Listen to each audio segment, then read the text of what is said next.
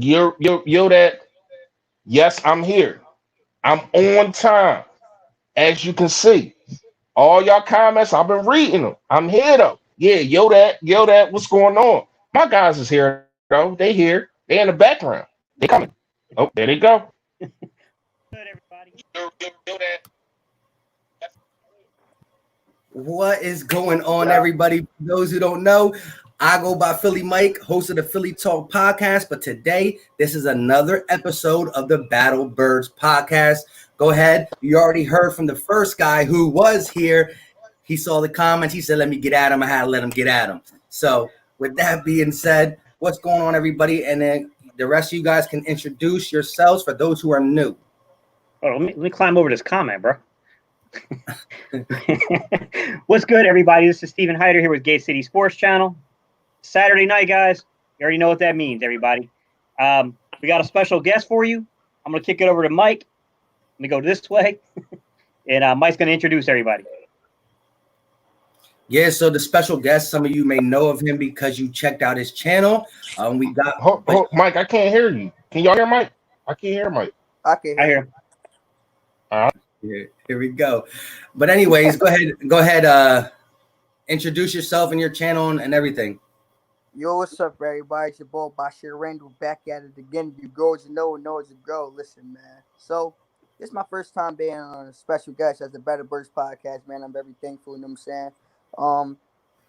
My channel, man, been doing good lately, you know what I'm saying? It's been pretty good, you know what I'm saying? For those who don't know me, man, just hit the like and subscribe, you know what I'm saying? My name is Bashir Randall, you know what I'm saying? Do that good stuff, man. Definitely. Now, real quick, before we get into any Eagles content, Bashir, I have a question for you. So with you being a new upcoming Eagles YouTuber, what inspired you to start the channel? I know you've been a fan probably since you were able to watch football. I would think almost all of us as content creators and or people in the chat love the Eagles as soon as they got introduced to football. But with that being said, what inspired you to start your channel in the recent months? I'm not sure if it was Lord Brunson or I think it was Philly 500. He made a video, right? And in the comments, I commented something, and a lot of people just start commenting to my reply, or whatever. So I got so heated that I just made a video. I wanted to see if people was gonna watch it, want to see if people gonna like it. Overnight, I woke up and I think like 2 people subscribed, and I think like 1 person liked the video. So I was like, oh God, I'm like, I can really do this, you know what I'm saying? So I found the hobby. Plus, we was in quarantine, so I didn't really have nothing to do. So I just wound up doing that, and it started growing, you know what I'm saying? Well, at least we can say, at least your story will be when coronavirus is definitely over. Something good came from coronavirus, all right? Let's say that. So with that being said, you know who we kick it over to start where we want to go early with this Eagles talking. Go ahead, Gate City. Where do you think we should head this one? All right. I want to talk about the offensive line a little bit. Recently, one of my favorite players has been linked to the Eagles. We all know that NC State is so much better than Duke. Just see if Charles Smith's in the comment section yet. But I don't think he's here yet. Joe Thuney, former NC State football player, he played left guard, played a little tackle for NC State, left tackle. He's a New England Patriot. He was linked to a possibility of there being some trade momentum between the Patriots and Eagles for him. And what I really want to talk about is in light of that, I think I'm okay with Matt Pryor at right guard. I love Joe Thuney. I'm an NC State guy. He's a left guard. I mean, I don't think Su'Malu has the strength to play right guard, in my opinion. I think that would be a problem with him trying to anchor against some of those bigger 3 techniques, to be quite honest. I know it's like, well, he's on the left side doing it, but I'm just going to be honest, the way that we utilize some of our run blocking positions, he's got to be able to hold his man if he's playing right guard. I don't think he's going to get as much double team help playing right guard. What are your guys' thoughts here on this offensive line, man? Because let me lay it out. Here he come. My bad, Charles. I didn't know you was in the building. My bad. The best not reporting on the Eagles is in the building. Yeah, there you go. Last year, we had a Hall of Famer, future Hall of Famer at left tackle, right? We have a future Hall of Famer at center. We have one of the best offensive linemen, not just guards, one of the best offensive linemen in football, period, at right guard. and one of the best offensive linemen in football, period, at right tackle. And then you had Isaac Suamalu, who's serviceable, decent. If you look at the line this year, guys, you got Dillard, you got Suamalu, and now you might have Pryor. What are your guys' thoughts about this? I'll kick it off. Let me, Bashir. Yo. What are your thoughts, bro? Wait, Joe Thuney, that's the ball from the Patriots, correct? Yeah. I think if anybody I would want to get, I would think more so for a 1-year rental, I really want Larry Wolford, just because I know the kind of player I'm getting in him. He went to Pro Bowls 3 straight times. You know what I'm saying? I believe nobody's an upgrade over Brandon Brooks, but I just want somebody serviceable. You know what I'm saying? I mean, I would do the trade. I would do the trade personally, but I just say I believe Matt Pryor, considering the fact that he's been on his team, know the plays, know the plays for the offense and stuff like that. I believe he's going to win the job over whomever tried to challenge him for it. What about you, Reese? Hey man, I can't disagree with anything he said. I just being as though these guys, well, one of these guys is still on the market. I think both of them are still on the market, right? So Yeah. being as though both of these guys are still on the market, I gotta see what I gotta look to see what I got in Matt Pryor, man. I had a conversation with Charles Smith a couple of days ago. Shout out to him. And you know, the game that he played, I think it was the Seahawks game, if I'm correct. The game that he played, he held his ground. Now, who knows if he can do that for 16 games? But being as though we have the best offensive line coach in the game in Jeff Stoutland. That's my personal opinion. You can argue with me all you want, but the way this guy developed, you want to talk about quarterback factory? No, we are offensive line factory. Like when you look at guys like Vitae, who was getting barbecue chicken at the beginning of his career, and Jeff Stoutland coached this guy. Yep, I think he can do the same with Matt Pryor. Now, is he going to be Brandon Brooks? No, but can he be serviceable and can he hold it down? I think Matt Pryor can. So right now, I'm putting my chips in and betting on Matt Pryor.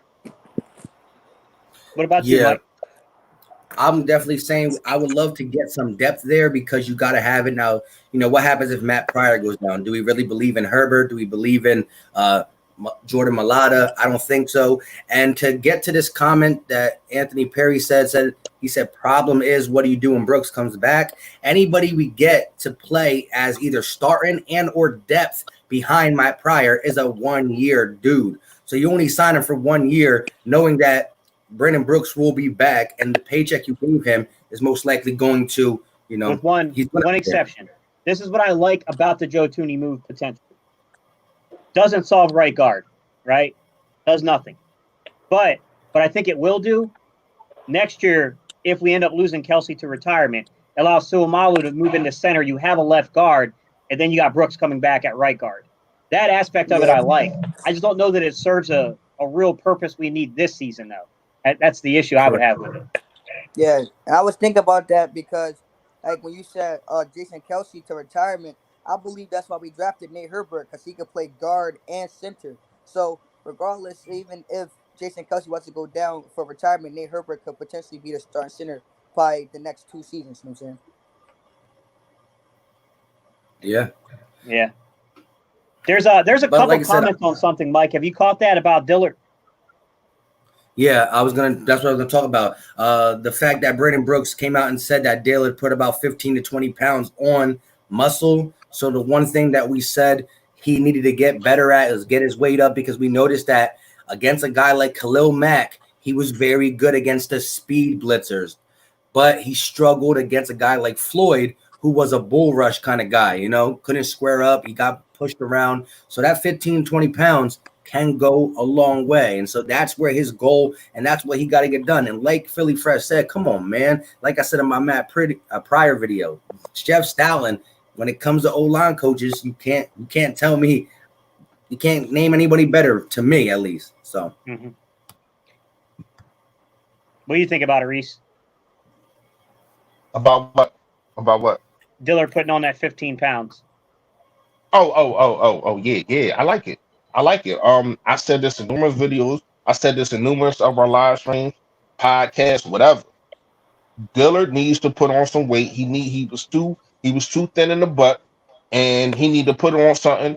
And if it's 15 pounds of muscle, I think that's great for not only him but for Carson Wentz because he's protecting his blind side. You know what I mean? My thing is, my only thing is that is you putting on 15 pounds that fast, are you still gonna be able to move your feet like you did? You know what I mean? That's the only thing that I'm kind of sorry, y'all. That's the only thing that I'm kind of like skeptical about is when you put on because trust me, I didn't put on pounds, gain and lost pounds and all that kind of stuff. When you lose pounds, you lose strength. When you gain pounds, you lose speed, you lose agility, and that kind of scares me. So I will have to see, but I do like that he's committed to getting that weight up. Yeah. For the Andre Dillard gaining 15 pounds, like you just said, it's important for Carson Wentz's blind side. But one thing I can say about this, last year we seen Andre Dillard be put in situations that wasn't the best benefit for him, like playing right tackle, you know what I'm saying? Going against guys like Robert Quinn, you know what I'm saying? Last year he had 11 and a half sacks. That was Dallas' best pass rusher. They lost him. So just within a division, I believe his only challenge can be for possible years is Chase Young. You know what I'm saying? Chase Young, we all know, is a monster, but we don't know what he could do in the NFL level. But I could say, well, Andre Dillard putting on 15 pounds necessarily can be a blessing in disguise because only we know that left tackle position was secured by a Hall of Famer, like DCD once said. But Andre Dillard is no Hall of Famer, not even close. So we got to potentially see what he could do in the field first before I'm judging. But I agree with a lot that you said, Bashir. My bad, Gates. I'm just gonna say this and get out the way. I agree a lot with you said, but Big V wasn't a Hall of Famer, and because of the culture and because of his peers around him, he was able to succeed way better than we thought he was. Because remember, coming in the playoffs in 2017, we thought he was going to be barbecue chicken. But he held his ground. Right. And I feel as though Dillard can do the same thing. You know what I mean? I agree with you, but at the same time, it's like just because you're a Hall of Famer, that doesn't mean that you can hold your own in 16 games. You're not a Hall of Famer. That doesn't mean that you can't hold your own in 16 games. Yeah, that is true. That is true. My question is, like, none of us really know. I mean, 15 pounds of muscle, 15 pounds of weight. I know he's working out with Lane Johnson. Can he sustain the weight though over the course of the season? That's the other thing. I thought he could definitely have used a couple of pounds, but I thought it was more so his technique that was allowing him to really get taken advantage of by bull rushes. He wasn't really good with his hand placement, and defenders were really getting to him on that. Now, look, I said in my video, I pointed it out, but I also said that this is the point that a lot of people keep missing in that video. I said it was all coachable and correctable. It's the only thing that's going to fix it is reps. He's got to have live game action reps so that way he can practice what he's being taught, in live games. So that way he can actually get better. My biggest fear is if you put weight on this kid, will he be the same player in terms of that release off the line and his quick twitch, that muscle memory, that movement? That's the only concern I would have with him. But he certainly needed the weight. I'm not going to lie, like he couldn't use another 5-10 pounds. He absolutely needed another 5 or 10 pounds. What was he, like 315 last season? I think he was like 310. Yeah, so I mean, he was light. I mean, he was light but it's crazy that you can sit there and tell, like, if you ever seen a picture, I don't know if you can Google it, but Google a picture of Dillard next to Jason Peters. It looked like father and son, man. Like it's just crazy how big Jason Peters is, and that's why I love Jason Peters so much, because to be that big and be that limber and to be able to move your feet like how he did, man, he was a unicorn. Well, I ain't gonna say was because he still can play, but Jason Peters was a unicorn, man. To be that big and he move his feet better than me. I ain't right now. Like, I ain't even gonna lie to you. Like, to be that big, man, Shouts out to Jason Peters, man. Yeah. Jeff Yeah, Stumpf. and I want to shout out Jalen Williams because I wasn't aware of any of this until he told me about it earlier today. He was the one who told me the report about the 15 pounds. We had a little conversation before we went live about it where we were talking about that. Hang on, Gay City, you I like ain't gonna lie, NC State, Murph smoking Reggie. It just don't equate. It don't equal wins. Hey, we're assembling a team, Charles. Assembling a football team, bro. Hey, yeah. Another thing I want to talk about. I put the picture up. Amari Cooper was talking about big play Slay, and he pretty much said his exact words. I try to tell him that there are certain routes you can't really run on Slay. Like he's just going to cover those routes to perfection. So, high praises from Amari Cooper, a guy we also know that can eat up a lot of defenses. But when he plays the guys like the Tre'Davious Whites, the Stephon Gilmores, the big play Slays, he just kind of goes away. But, yeah, man, I'm really interested to see. No, stop being nice. Stop being nice, Mike. No. He don't go away. He full. Yeah, We not. He. You look at his numbers against average cornerbacks, and you look at his numbers against our guy and dudes like you named. He checked himself out of the game versus Gilmore. Literally said, I can't go no more. So we not being nice, man. We not gonna be nice. You hear me? We hate Dallas. We already know how we feel. And to have that and to have that in our back pocket, come on, we ain't being nice about that. No, he gonna lock that man down like he always do. Go away, Folds. I agree. It's true though. But I like it. At least he comes out and knows. I know he ain't happy about having to play this guy twice a year.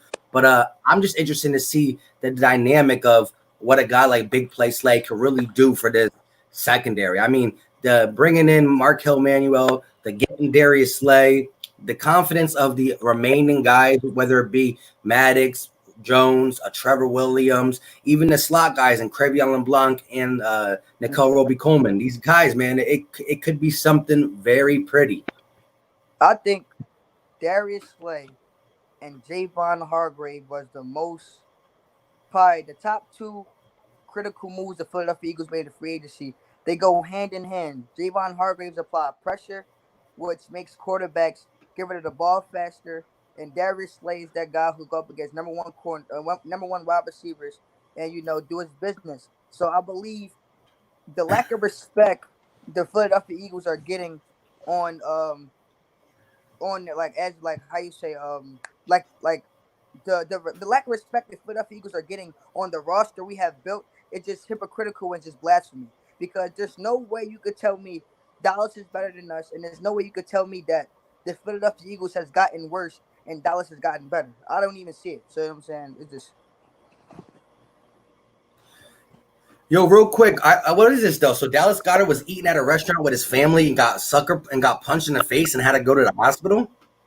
It's the first time I'm hearing about it. When? Yeah, I ain't hear nothing about that. Somebody commented on my picture earlier today, and was like, I put that Amari Cooper picture statement about Big Play Slay in my community post, and next thing you know, someone's commenting on it just right out the random. Like, I hope Goddard's okay. I'm like, what? And then he didn't really answer back, and now somebody said he got sucker punched or punched in the face and had to go to the hospital. Damn, that's news to me. Yeah, I ain't hear nothing about that. I'm saying though, but like a punch in the face and have to go to the hospital, that's a pretty big punch then. Like, hospital? But you got to understand, he is a professional football player. Yeah. So any type of injury, any type of blood, any type of thing that happens, he gonna go to the hospital. That's just what you have. That's what you have to do. You know what I mean? It's not like he regular people like us. Like, we can just get punch on somebody and then just, all right, we go home and chill. No, he has to go through a lot of things. You know what I mean? To make sure that, because if you get injured, here's the thing. What you say? He was punched in South Dakota. At a restaurant. Yeah. I mean, I ain't saying I don't believe it. I'm just saying you have to go to the hospital, because all right, say if something happens, right, and you get a concussion, and you don't know that you got a concussion because you didn't go to the hospital, you can lose money. You can lose a lot of things. So no matter what, no matter what the situation is, he would have had to go to the hospital. I don't know what happened. I'm just telling y'all, don't be scared. You know what I mean? Because it probably was just, I don't know, probably some blood in the mouth. I don't know. Goddard, the big dude though, man. I'm about to say that. Whoever- He weighed like 6'7", right? Something like that. Yeah, I think they put him at 6'6", but yeah, I think he's like 6'7". Yeah, that's ooh. Where you see that? Where you see that at, Steve? NewJersey.com. Wow. He got Yeah, stitches. Yeah. I'll share it on the screen, guys. Give me a minute. That's bad. Oh, he got But, stitches. Hey man. Yeah, I gotta pull it up, guys.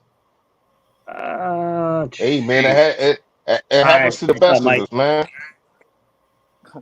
I guess let me I'm not see. the best then. I wonder how it's gonna put our. All right, guys, pictures I'll on that. scroll down on it. So, Eagles Dallas Goddard punched at a restaurant in South Dakota. Sources say Dallas Goddard was uninjured following an altercation at a South Dakota restaurant on Friday. A person familiar with the situation told New Jersey's advanced media on Saturday. What the heck? The Eagles tight end was out with his family for dinner when he was allegedly sucker punched unprovoked. He was taken to a hospital as a precaution and is said to be fine after the incident, the person said. So that's the majority See, of it. a sucker punch is different than. Hold on, because we all know what a sucker punch is. A sucker punch is either I'm not looking, or I didn't expect that it was coming. So, I don't know, man. I know Goddard from what I've seen, especially in, I don't know if everybody watched the Philadelphia Eagles. I can't remember exactly what it was. It was on Amazon Prime. Oh But yeah, he's yeah, a real playful. all or nothing, right? Yeah. Yeah, all or nothing. Yeah, he's a real playful guy. Avante Maddox is his roommate. They do the little guns and all that kind of stuff.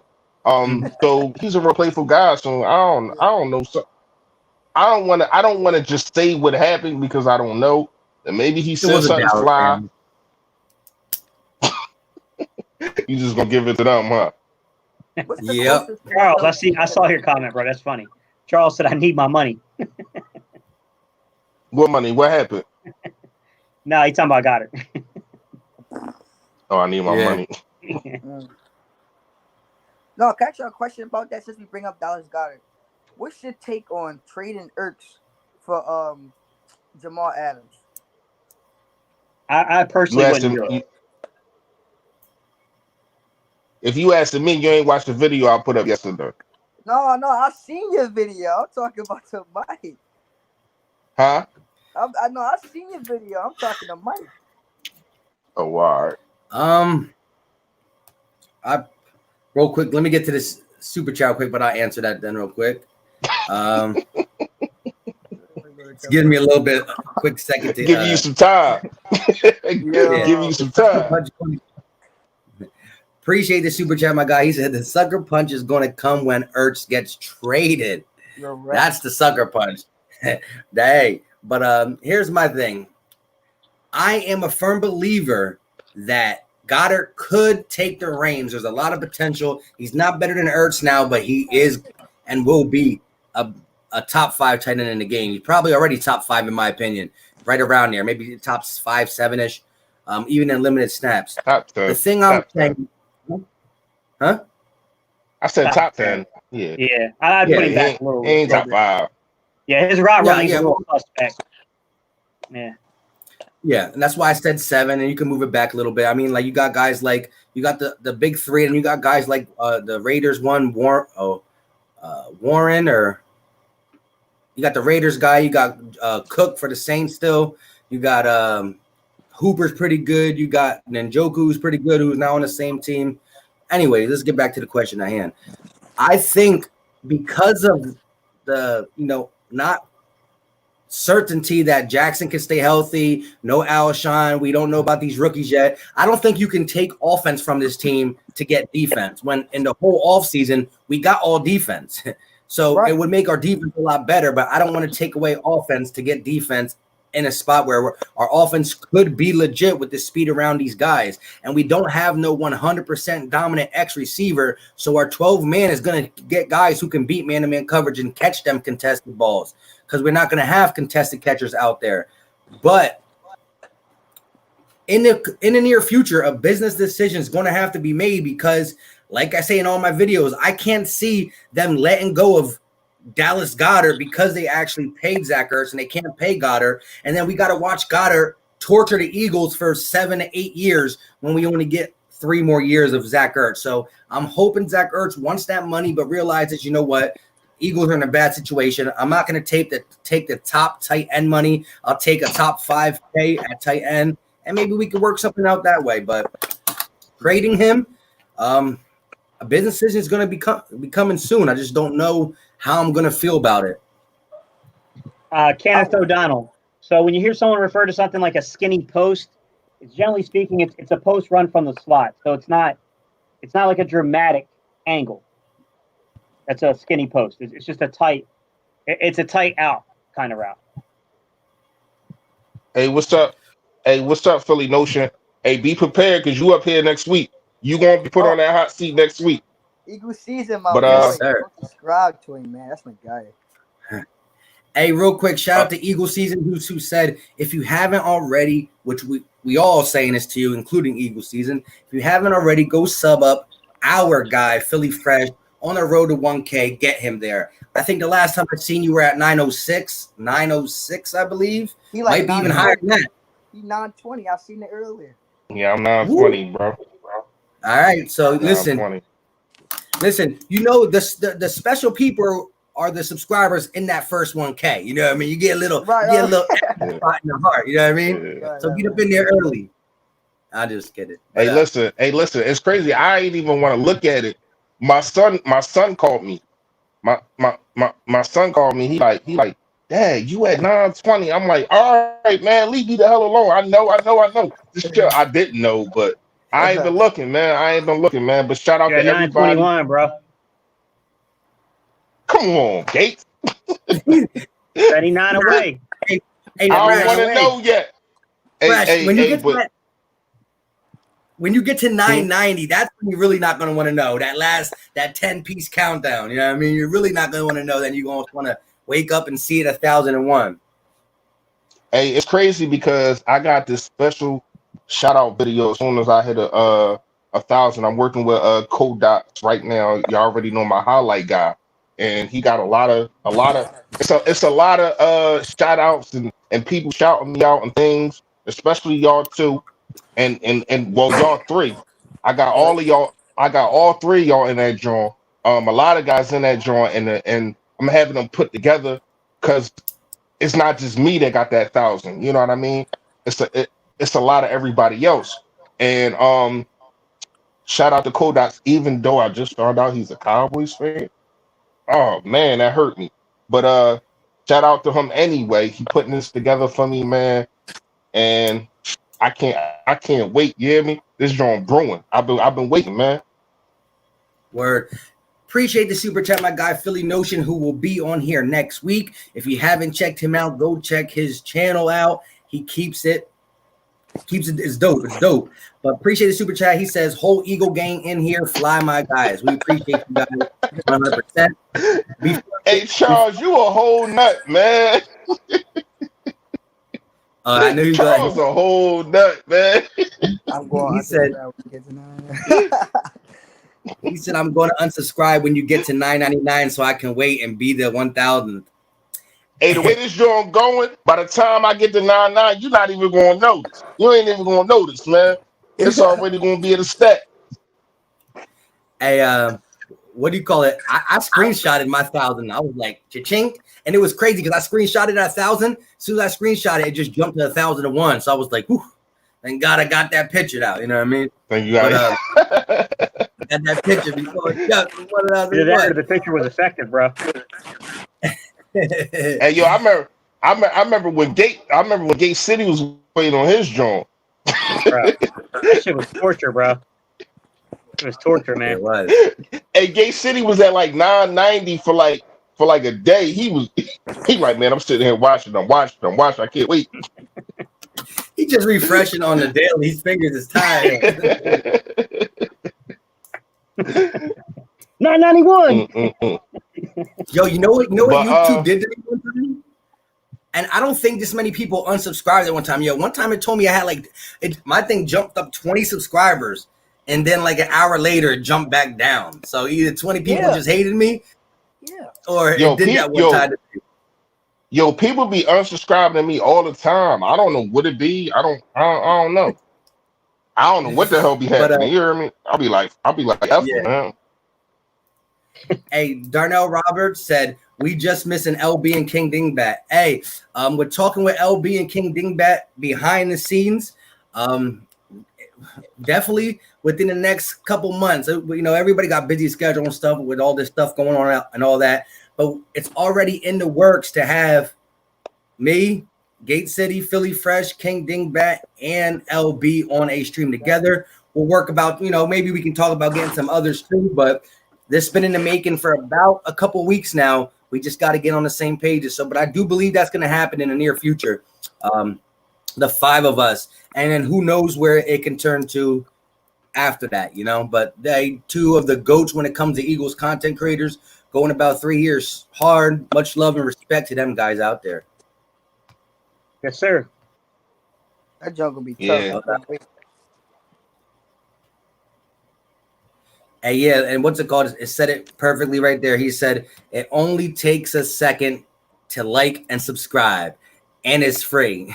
So definitely so to support everybody on the screen. Like I said, Bashir Randall, new to the Battlebird podcast. He's new in the YouTube industry. What would you say? It's been about 2 months now, 3 months maybe? Probably 2 months. I just No, excuse me. It only been 1 month. I just had my 1st anniversary, June 15th. That's what it was, the 15th. Yep. So now, again, what do they got to type in to find you? They just got to type in your name, right? Yes, Bashir Randall. That come up. So you type in Bashir Randall, and it will come up his page. Mm-hmm. Spell it. You got to spell it for him, man. Everybody ain't from the hood. They can't spell Bashir. It's BYSHIR. And Randall is spelled RANDALL. So Come on, I mean, if you're an Eagles fan, you should know how to spell Randall. Like, right. Cunningham. Cunningham. You know what I mean? So you should know how to spell Randall. So I was gonna make a video, and I was gonna call each and everybody out in this podcast and ask you guys to do the same video. But we're all here. We're all alive. Might as well do it now. Right. I'm listening. 5 greatest free agent signings of Eagles history. Ooh. You gonna put me on the spot like that right now, like that? Yeah. You gonna put me on the spot right there, like that? Yeah. Ooh, you gonna put me on the spot right there, like that? You gotta give me. Come on, man. You can't put me on the spot, y'all. You gotta give me some time. Yeah, you gotta make me. You gotta let me think, man. All right. I mean, I can tell you 2, but I can't give you. Yeah, I can tell you 2 just off the bat, but I can't just give you 5 in a row, like from 1 to 5. Like guys, it doesn't have to be like number 1, number 2, just 5. Just 5 overall. I can say one of them is Terrell Owens. It's a good one. I'm gonna say this. To me, Troy Vincent. Gotta have Troy Vincent on that list, bro. Troy Vincent was a ridiculously good signing. Rollins, I would put on that list too. Asante Samuel, I'd put on that list. Oh yeah. Mm-hmm. Let me think. You guys are probably too young to remember Irving Schreier. Reggie White. Did we draft Reggie White? We drafted Reggie White. Yeah, I'm going to say what? Yeah, he left us for the Packers. That's what I was going to say. That's why I pulled it up. I'm trying to go with the Super Bowl year. I don't want to just go with the Super Bowl year because I think that becomes a little too obvious. You just go Super Bowl year. But I will say this. I'm going to put T.O. on that list at 3rd over Javon Curse. Oh, the defensive end, right? He was good. He was good. Yeah, he was good for 1 year. T.O. was a difference maker that year, bro. But T.O. was only good for 1 year too. So you can't say that by share.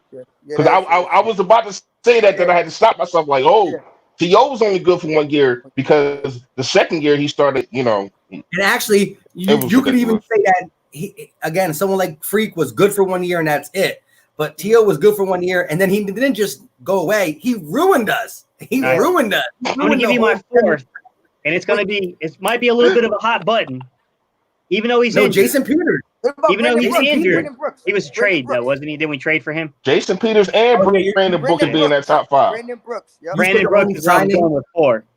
Brandon Brooks. They was the 2 I was going to name. Jason Peters and Brandon Brooks should be in the top 5. Brandon Brooks. And T.O. definitely, Asante Samuels definitely, and Troy Vincent. That's probably my top 5. I mean, T.O. No, hold on. Rock the artist. We drafted Troy Vincent. D-Jack, bro. We drafted D-Jack back in like 2000. Yeah. What is it, 8 or 9? Yeah, we drafted D-Jack. Yeah. Unless they talking about him coming back. Oh, okay. Wait. If somebody come back to us, that still count as a free agent signing, right? Yeah, technically. Yeah, but D-Jack, even when he came back, he only played one game, so we can't. He can't be mentioned. Mm-hmm. What about Malcolm Jenkins? Oh, we forgot about Malcolm Jenkins. Yeah, Super Bowl champ. Malcolm Jenkins, in terms of free agency, I would definitely put him in that list. But, I know that it's like Malcolm Jenkins is another one where it's a little bit of a hot topic button, but he was pretty important in his last 3 years. In that Super Bowl, yeah. Let me ask you this: wait, 3 years overall, his last 3 years. It wasn't. So the question was just signings, right? Not trades, right? Just free agent signings. Yeah. I saw a few other guys mention some people, but some of them might not know this. They might not be, you know what I'm saying, like going back that far. But Herschel Walker, okay. I like Herschel. You got Irving Fryer. There's a few guys that you could throw in there, but you got to go back. You know, you got to be, that's the 90s. Like, you have to really be. Cut it out. Somebody going to say Namdi. That bum. Yeah. Come on, man. Don't do that. Yeah, that's just. Come on, they man. Trolling. They around. They just play around. Hey, don't discuss my stomach, man. I just ate. Like, don't do that. Mm-hmm. Yo, but you know what's crazy? As much as we grind up Nambi, he was not used correctly. How he was used in Oakland. Yeah. He was not. He was not used. Vic 3. Since you brought that one up, I'll ask everybody. Greatest cornerback in Eagles history. Who's the greatest cornerback? What about Vic? Huh? What about Vic? As a top 5, though? Would you put him top 5? He could have. Oh, man. Yo, Vic. Let me say this. Vic was the when Vic took over and he had that game against Washington. I think it was like 56-14 or something. Monday Night Massacre against McNabb. Mm-hmm. Yo, that was one of the greatest Eagles games ever. Yeah. Like that could be a top 5 Eagles game, man. Like, and he got plays with the Eagles, man. Top 5, I don't know, man. Let me say You said Jason Peters. You said Jason Peters. Go ahead, Mike. Oh yeah, well, appreciate the super chat, my guy. But yeah, we did get Jason Peters. But I want to say this about Michael Vick. That year we lost to Green Bay in the playoffs where Tramon Williams intercepted the pass. I think it was on like 2nd down. It wasn't even 3rd down. He should never threw it that far. But we missed the field goal. Anyways, the Packers beat, I think, the Falcons and another team. We were the closest to beat the Packers in that whole playoff and Super Bowl span. And I was saying this. I was screaming at the top of my lungs to everybody that knows me. Of course, I wasn't doing YouTube back then. That look, the Eagles and the Packers are the 2 best teams in the NFC. We're playing each other in the wild card game. But I'm telling you, whoever wins this game is going to the Super Bowl. I was scared of it. Listen, I wasn't scared of Atlanta. I wasn't scared of, I forgot the other teams over there, but I wasn't. I was saying it sucks that we're playing a hot Packers team. That I really feel that these 2 teams are the best, not just in the NFC. I thought they were probably the best in the whole thing, the whole conference. Even though Pittsburgh was good and they did what they, whatever. But I said, dang, it sucks to get the Packers in the first game. And man, that was a very close game, man. That could have elevated crazy. Like, imagine if Vic takes us to the Super Bowl, then he's definitely elevated up in this conversation.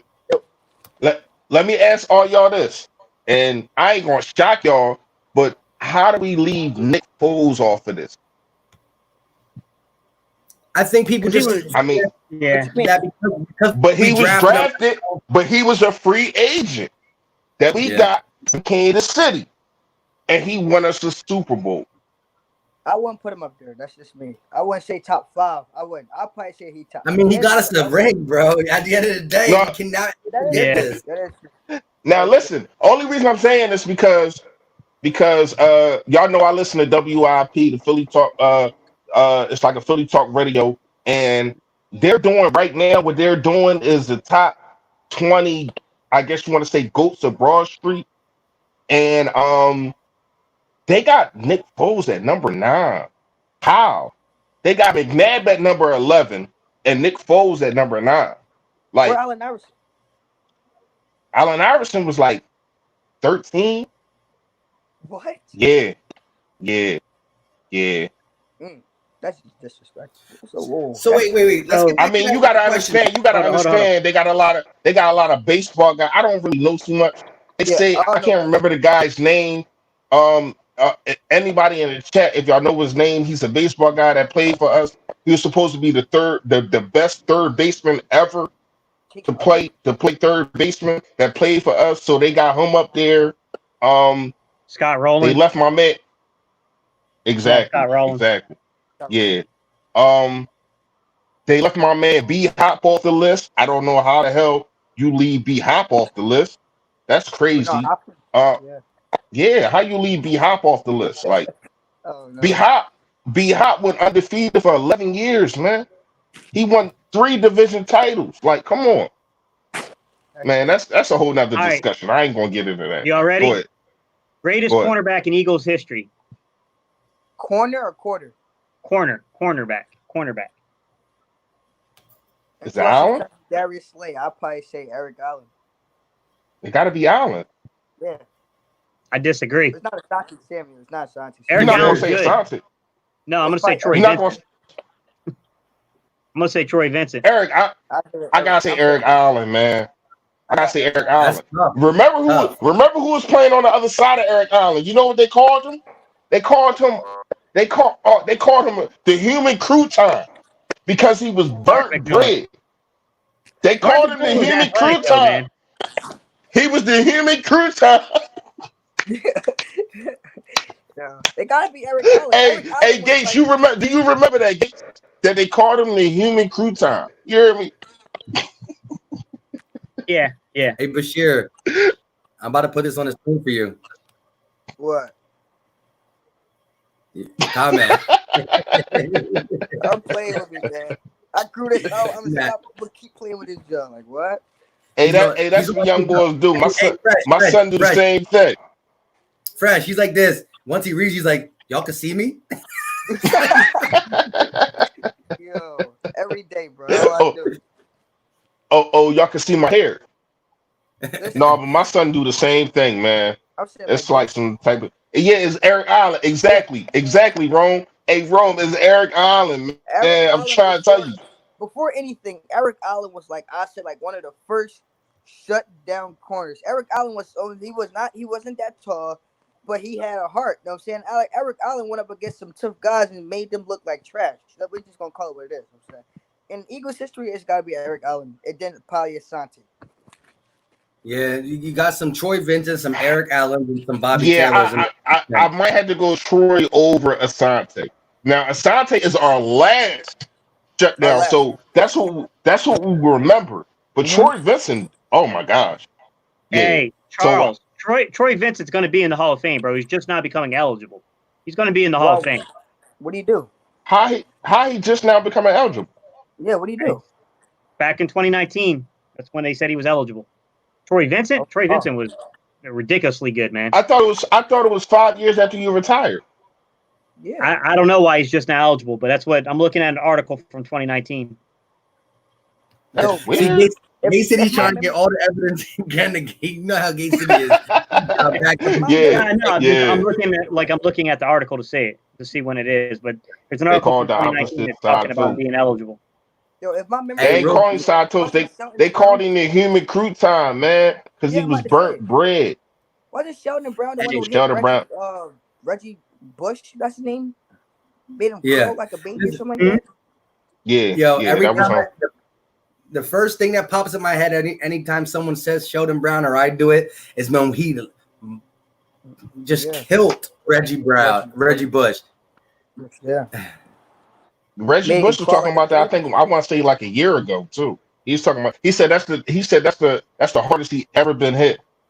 No, he just said that a little bit ago on one Yeah, of he these just said that like morning footballs or I something. think it was on Fox. I think it was on Fox. Mhm. He or no, it was on Get Up America Football, whatever that's called, that joint Yeah. called. He just said that he was like, man, that's the hardest I ever been hit. Hey yo, you know the crazy thing is though, see when I look at Asante Samuels, he was a guy who probably wasn't that the best in man coverage, but his zone skills and being able to jump that route and get the ball is what he did.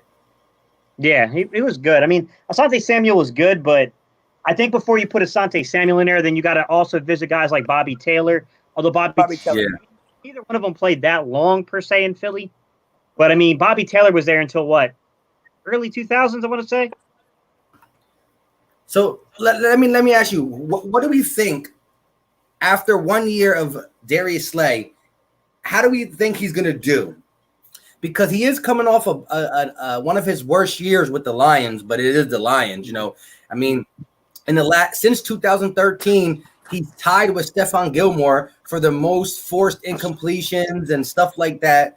But he is coming off of one of his down years. Even a down year is better than anybody we have on the Eagles at this point. But do we think Darius Slay can really live up to that name, Big Play Slay, when it comes to not just being a good corner and defending the playing man and defending the receiver?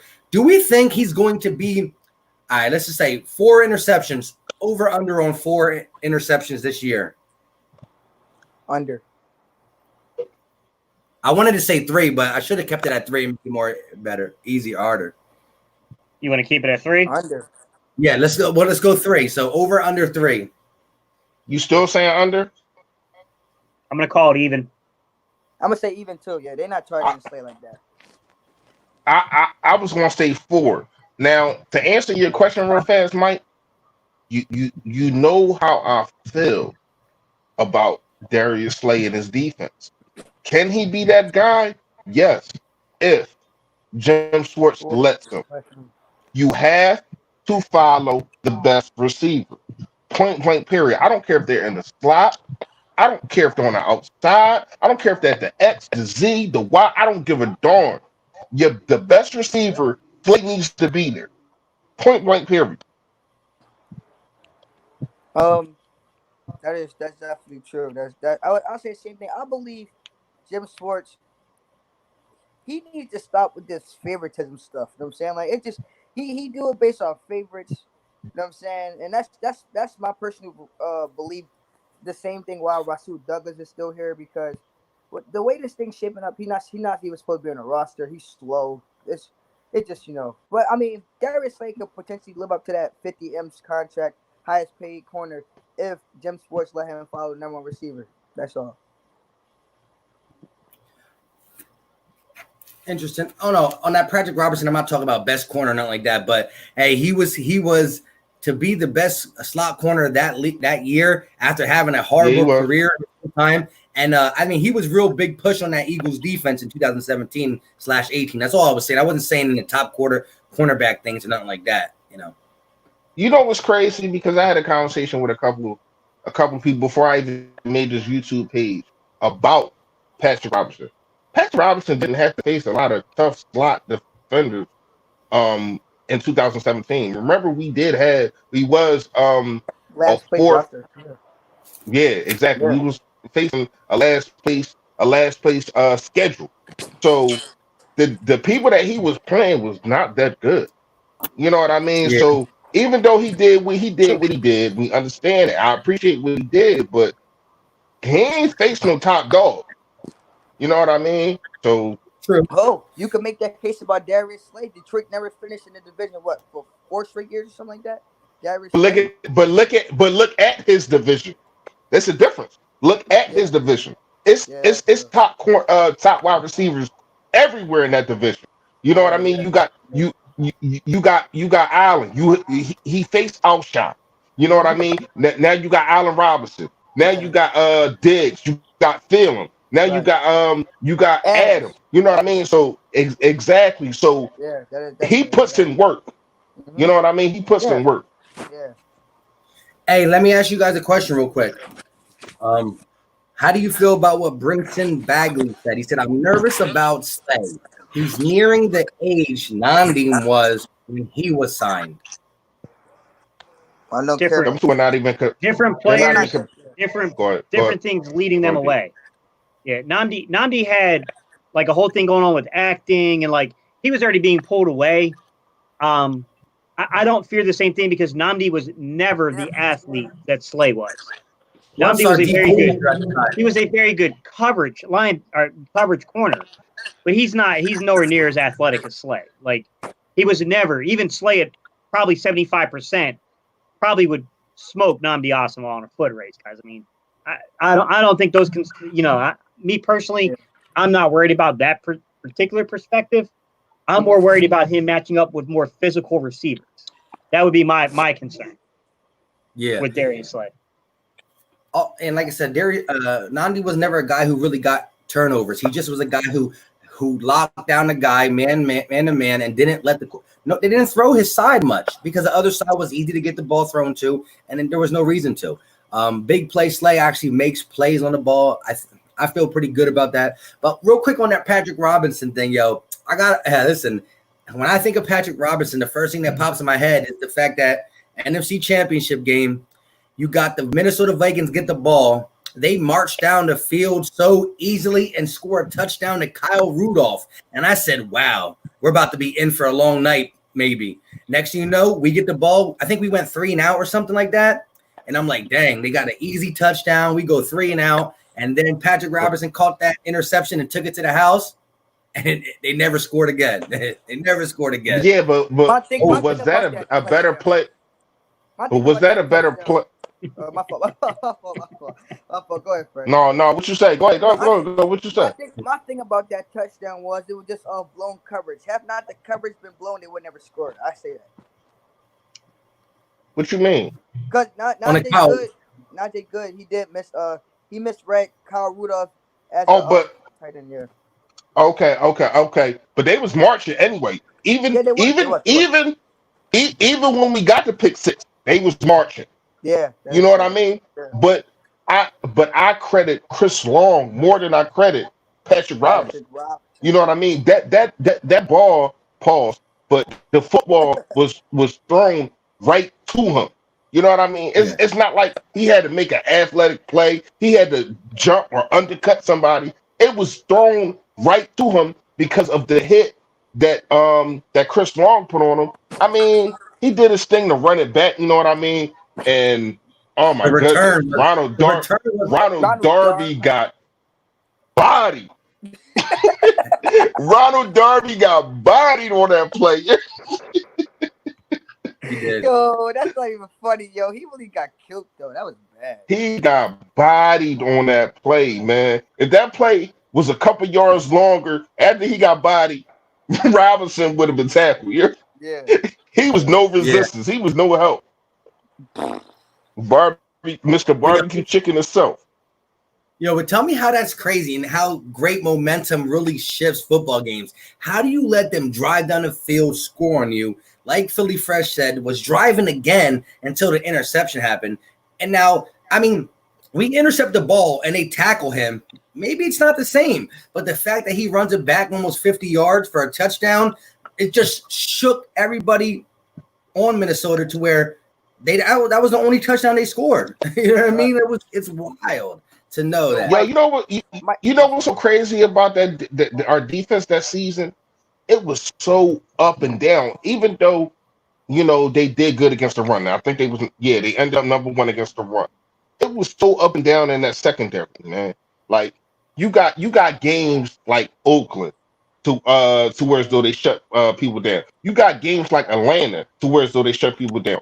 But that Vikings game, without them turnovers, without that Derek Barnett fumble and that Chris Long hit to Patrick Robinson interception, they was getting barbecue chicken. And then we go to the Super Bowl. We already know what happened there. Barbecue chicken, 505 yards, the most yards ever still to this day in playoff history. They was getting barbecue chicken. In the end of the game, I watched the Super Bowl a lot. In the end of the game, when the last drive, Ronald Darby, Mr. Barbecue Chicken himself, had a chance to get a pick six on Tom Brady to end the game. Before that, like 2 plays before the Hail Mary. And what did he do? He dropped the Hang ball. on, hang on. And Guys, give me 1 second. Vic 3. that's why I like I can name you 2, Vic 3. Right. Allen Robinson of the Bears, which you completely left off your list, was almost a 100 reception receiver last year. And then if you're talking about Really? last year, I don't know the context of what you guys are saying, but also Stephon Diggs of the Vikings. I mean, the NFC North had pretty good receivers, man. I think you're sleeping on them a little bit. Hey Mike, find that and bring that up. What list you talking about? Yeah. What time? I don't What know. time? What time? What time, Gates? It's a conversation between him and Charles Smith. Oh, I said name 3 NFC North receivers, not named Thielen or Diggs. Exactly. Yeah, I see something. I mean, Allen Robinson can play. Stephon Wait, Diggs. what is about- pretty good. I named him. Yeah. No, he's not And not referring to only us. that, He was talking to Charles Smith. I was Oh, just okay. chiming in saying, like, I can name some. right. Like, the NFC North got good Galladay. Galladay out in Detroit. Like, come on, man. I don't agree with what you're Oh, saying. first of all, Galladay is a stud. But Yeah. not Yes. Mike, yeah. but not only that, remember he had to go against Alshon Jeffrey too. Alshon Jeffrey was no sleeper. He was a Yeah. top 10 wide receiver. See, Yeah. people forget about Alshon because he played for us and now he run like he got a refrigerator on his back. But he was a top 10 receiver when he was with Chicago, and even when he played for us in 2017 and 18. He was still a top 10 receiver. Mike, Yeah. your case on Kenny Galladay, bro. If we had a chance to trade for him, I just named 3, bro. So much.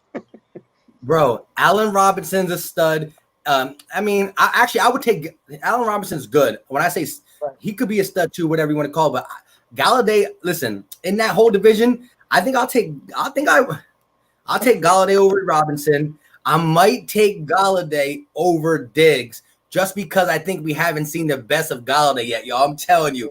Listen, I'm a person that when I play, I I have a can't fantasy take him over Diggs. Nah, Diggs, I you know, can't take Diggs him had the over Diggs. highest contested catch rate. I can't take him over He did? Diggs. The beat. Yeah. I know. I surprised Diggs a that got to me beast. too. I'm trying to tell you, I would have thought that, going but to he be a did. beast. Yeah. Diggs is the beast. I can't take Galladay. Not yet.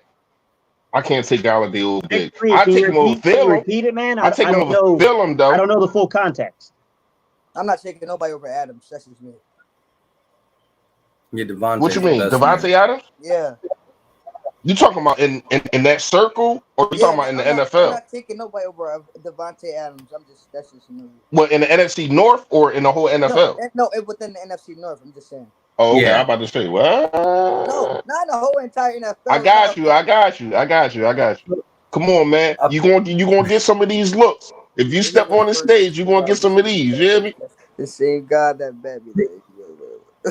He said, appreciate the super chat. He said, referring to the wide receiver that Slay was playing, that is the same guy that bet me the Eagles wouldn't win more than 9 games. Oh yeah, I think Vic 3 and Charles got a bet on that. I thought he was talking about me. I'm about to say I had us going 11. Wait. Hey, Vic, comment real fast. Allen Robinson. Didn't we talk about this the other week? I thought he had us at 10-6. I don't know, man. Yeah. So I can name you Allen Robinson of the Bears. He's a stud. I'm sorry. You can take the Detroit receivers out since he played in Detroit.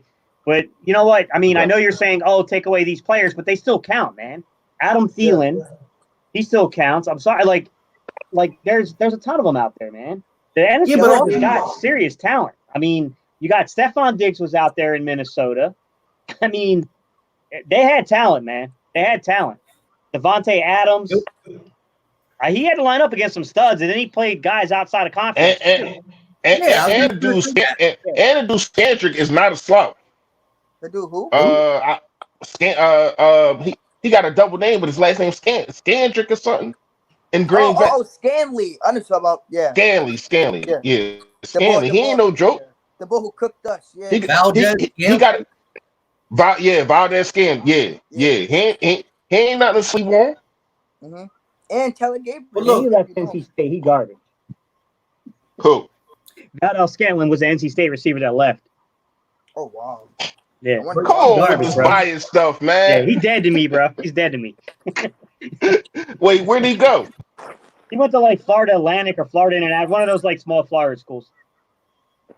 Hmm. Takeem, Hey, you could real make a quick, case. Takeem Hilton said, "Don't forget Laquan Treadwell." Yo, listen, I had a lot of hope out of college. What happened to him? He hasn't. I mean, the Vikings don't give him the time in the day at all, really. I mean, what happened to the guy? I think he played special teams. Well, yeah, I'm saying though, but this dude was the first round pick for the Vikings a couple years ago, and I thought that man was going to be a beast. But yo, real quick, I wanted to say this though. You also got to think about this, Vic. Even though however you feel about the NFC North receivers, I mean, he does play the rest of the NFL, not every team, but I mean, he plays. I mean, Mari Cooper, he's shut down. He's played against all. At the end of the day, any team that the Lions play against, he has to deal with their number one, and he gets it done for most part.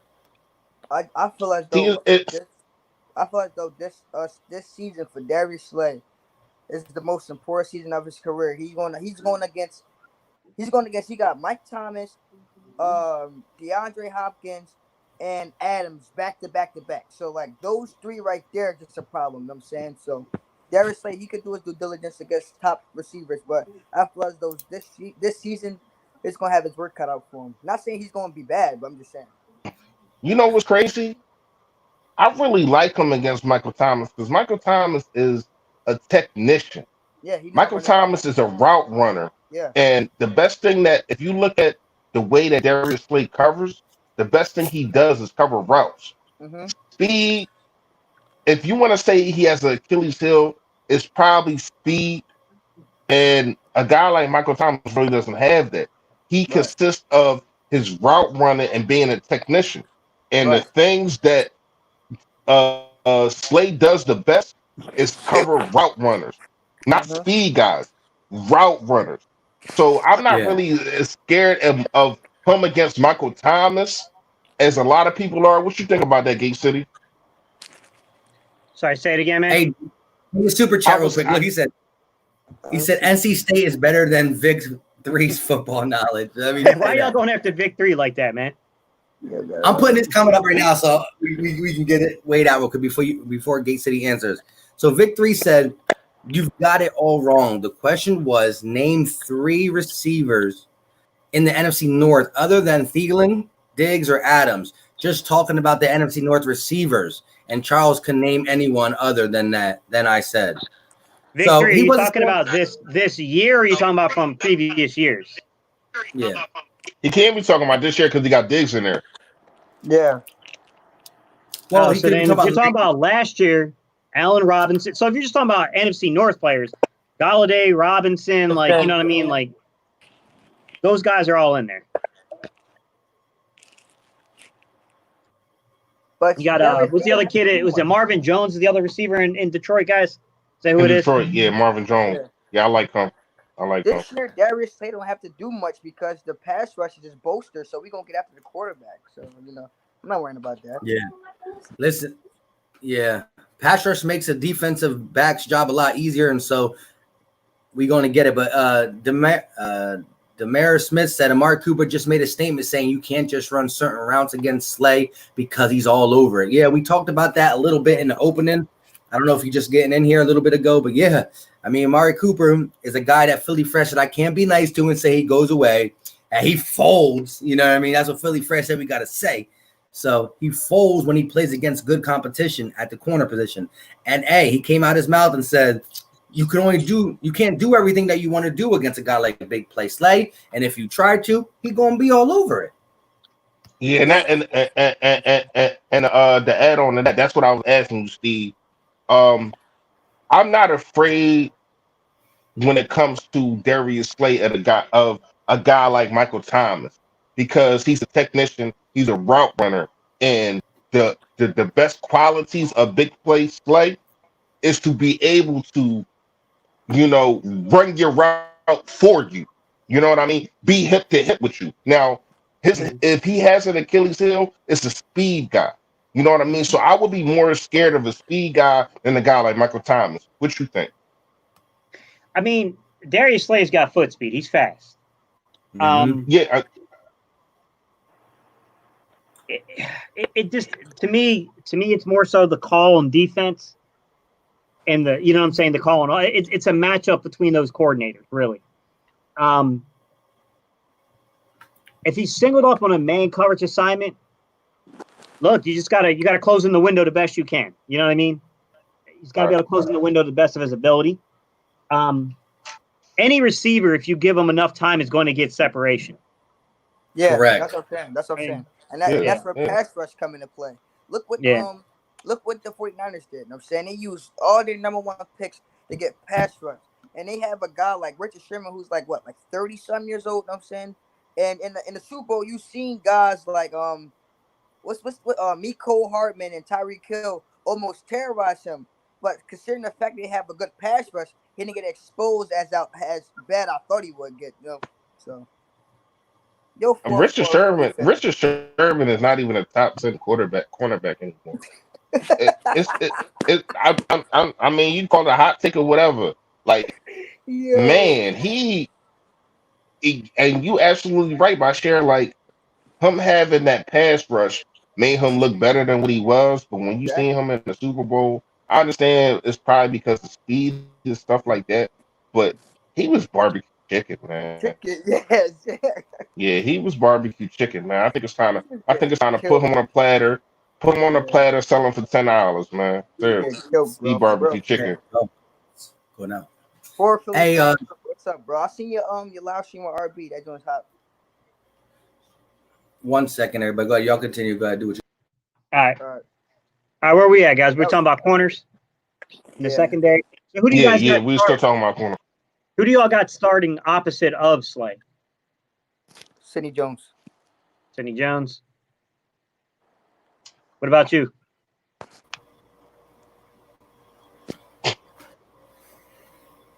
All right, I'm gonna say it'd probably be Sidney Jones to start, but I think Trevor Williams probably take that helm. Thank you. And probably in the middle of the season. Trevor Williams is the guy that a lot of people don't talk about. I think that he can get the job done. I think that he's that veteran presence, and he's that guy that can take your number 2 and number 3 receiver. Mm-hmm. And I feel as though it's going to be a real battle. I know you didn't ask this, Gate City, but I'm going to give it to you anyway. Okay. I think it's going to be a real battle between Mr. Strat, a.k.a. Crevion LeBlanc, Avonte Maddox, and Roby Coleman. That's really the battle right there. Can I give you a hot take? What's the hot take? I'm listening. I don't think Strat makes it. It's not that I don't like him. It's a numbers game. I get you. He might just be the odd man out. And he don't play special teams. He don't play special teams. That's what's gonna hurt him. All right, can I say one thing? If he's gonna be the odd man out, why can't we just cut Rasul Douglas? Because we probably will. In the secondary, he's definitely the odd man out. And if I'm not mistaken, didn't he just give him another contract, like 1 year, 10 M's or something like that? Mm-hmm. Yeah, so why couldn't they just cut him? I don't know. It's probably just because I'm gonna tell you why, Bashir. And if you listen, and I know you have, but if you know where I'm coming from, you understand what I'm about to say. They value their draft picks more than they value guys that they bring off the street. Yeah. If it's a guy that we drafted, we're going to hold on to him for dear life until we try to crush blood out of a stone. And you're right. Rasul Douglas should be the man out. Slow, can't cover a lot of guys because there's so much speed in the NFL right now. You don't want to convert him to safety. I don't know why, but since at cornerback, you're definitely right. He might be the odd man out. Now, that might be a hot take what you said, Gate City with LeBlanc, but I can't argue with you. I disagree, but I can't argue with you because you could be right. It's a numbers game, and that's even counting. Like, I don't think Rasul Douglas is going to make it. I just think it's a numbers game. I just how many slot guys are you going to keep? Because even our safeties have slot capabilities. Parks can play the slot. Mills can play Right. the slot. You know what I'm saying? You got my boy Rodney McLeod. McLeod can play the slot. Not McLeod. It's a numbers game. Like, how many slot corners you going to keep? You got Yeah, but Sidney Jones even plays the slot from time to time. Like, Yeah. I can't see how many slot guys you're possibly going to keep. You know what I mean? I like Strap a lot. I think the kid can play, and I think we wouldn't even be having this conversation if he was healthy all last year. Mm-hmm. Right. But that's not what happened. And now we All right, brought go- in go other ahead, guys that they're a little more versatile. Go ahead, Mike. And let Mike get in. Go ahead, Mike. Yeah. I see you. Sorry, I Mike. see go you. ahead.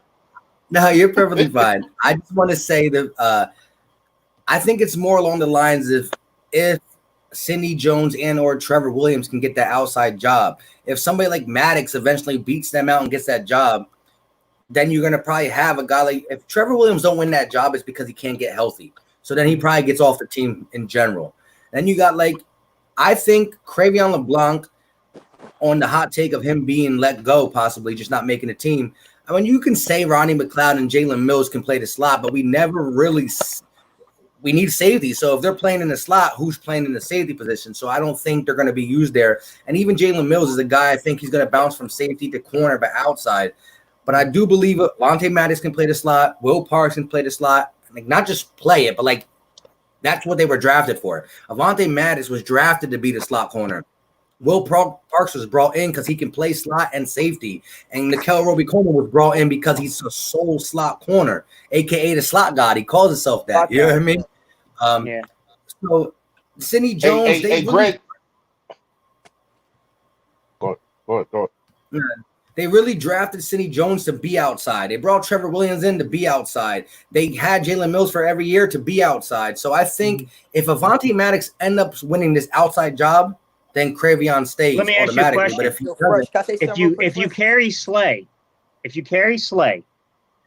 and Slay has to start playing slots because that's the team's best receiver, what does Strap really give you then? Whose slot receiver is the best receiver? New England. We don't play New England, do we? I'm not saying. I'm saying if you play a team, Okay, yeah. But who else there's though? teams where their tight end is their best receiver. You know what I mean? But the majority out of 32 teams, you probably got to deal with that. You got to deal with the tight end and the Hollywood I mean, you look at teams Brown. like Minnesota. I'm trying to think off my head, but think of teams like Minnesota, right? You got guys like Minnesota where Thielen he can play in the slot, and that's kind of the way he is. I mean, look at there's a young kid they just drafted, guys. The kid the Eagles were looking at. Damn, I made like 2 videos. Rager? Who? Rager? No. The kid that Minnesota just drafted. The kid the Eagles were looking at. I made like 2 videos. Oh, Justin Jefferson. Yeah. Yeah, Justin Jefferson. Like, you get what I'm saying? There's teams that do that. Like, you got teams like Michael Thomas. Thomas plays in the slot from times. Devontae Adams plays in the slot from times. Like, when you have that kind of movement at receiver, what does someone like Strat give you that's unless he can beat Nikel Roby-Coleman or some Avonte Maddox and them guys straight up? I just don't, you know what I'm saying? I don't think he's versatile enough. That's the problem. You talking about Strat, right? Yeah. Let me counter with this though. I don't think Nikel Roby-Coleman's coming out the slot as any more than what a guy like Crevion LeBlanc would too, but I hear you. You still want, and Nikel Roby-Coleman has the one up. But look at this. Last year we played only 18% base defense, which the 4-3, whatever. We played 60% nickel and still 19% dime. And as this league keeps going year by year, more passing. Unless you're playing against the Titans, the Niners, and maybe a handful of other teams, they're going to try to kill you with the spread offense and pass the ball. Mm-hmm. So we're going to start probably getting into that dime more, keeping 4 corners on the field. We need tackling corners, but the more we start getting into this passing league, you can start keeping more corners because you're going to play a lot more dime and nickel than you were ever think about playing base package. When 15 years ago, I don't think we would have said that. Nickel was the sub package. Now nickel is the base package for a lot of teams. You know what I mean? Yeah. But even in dime, who are you gonna like? You see what I'm saying? Like, who would you put in on dime? I still probably, you could Will sub Parks. any I guy put like Will Parks over Trayvon him. LeBlanc, Will but Parks over him. This irks, bro. This irks, bro. This not regular. This irks. I ain't get my regular jersey yet. But for fresh case about Trevor Williams, people forgetting that Trevor Williams in 2017 was the top 10 corner. You know what I'm saying? He was top 10, and if I'm not mistaken, didn't we have to play San Diego? Well, before they changed to LA, didn't we have to play them in when we went to Super Bowl, correct? If I'm mistaken, right? Yeah, we did. We Yeah, did. and he basically, I'm not saying he locked down Alshon, but it was a good battle between them two. You know what I'm saying? And I believe someone like Trevor Williams can come back off an But injury. he been hurt. But he been hurt since then, little homie. That's the only yeah, thing 2 years. really the reason why people have not really been talking about Trevor. Now to that comment that you just had up, Mike. I don't want to. If anybody knows me, if you follow my page, y'all know how I feel about Avante Maddox. I took some heat for saying the things that I said about Avante Maddox because I feel as though he can be a leader on this team. Now, I don't want to see Avante Maddox on the outside. Avante Maddox is my height. He's 5'9". He's not big enough. He's not strong enough to go against these outside guys, man. And you can see it. If you see it last year and the year before that, when we was desperate, what the heck are you eating? That joint loud as crap. But Me? My fault. you come on, you come on the joint crunchy. But if you break down his tape and you watch him, Avante Maddox is not a bad cornerback. He be right there, but he's just too small. So quarterbacks just go over his head every time he's on the outside. And it makes him look like he's bad, but he's not. He's just not fit for the outside because dudes are 6'1", 6'3", stuff like that. And he cannot jump with these guys, man. I don't want to see Avante Maddox on the outside.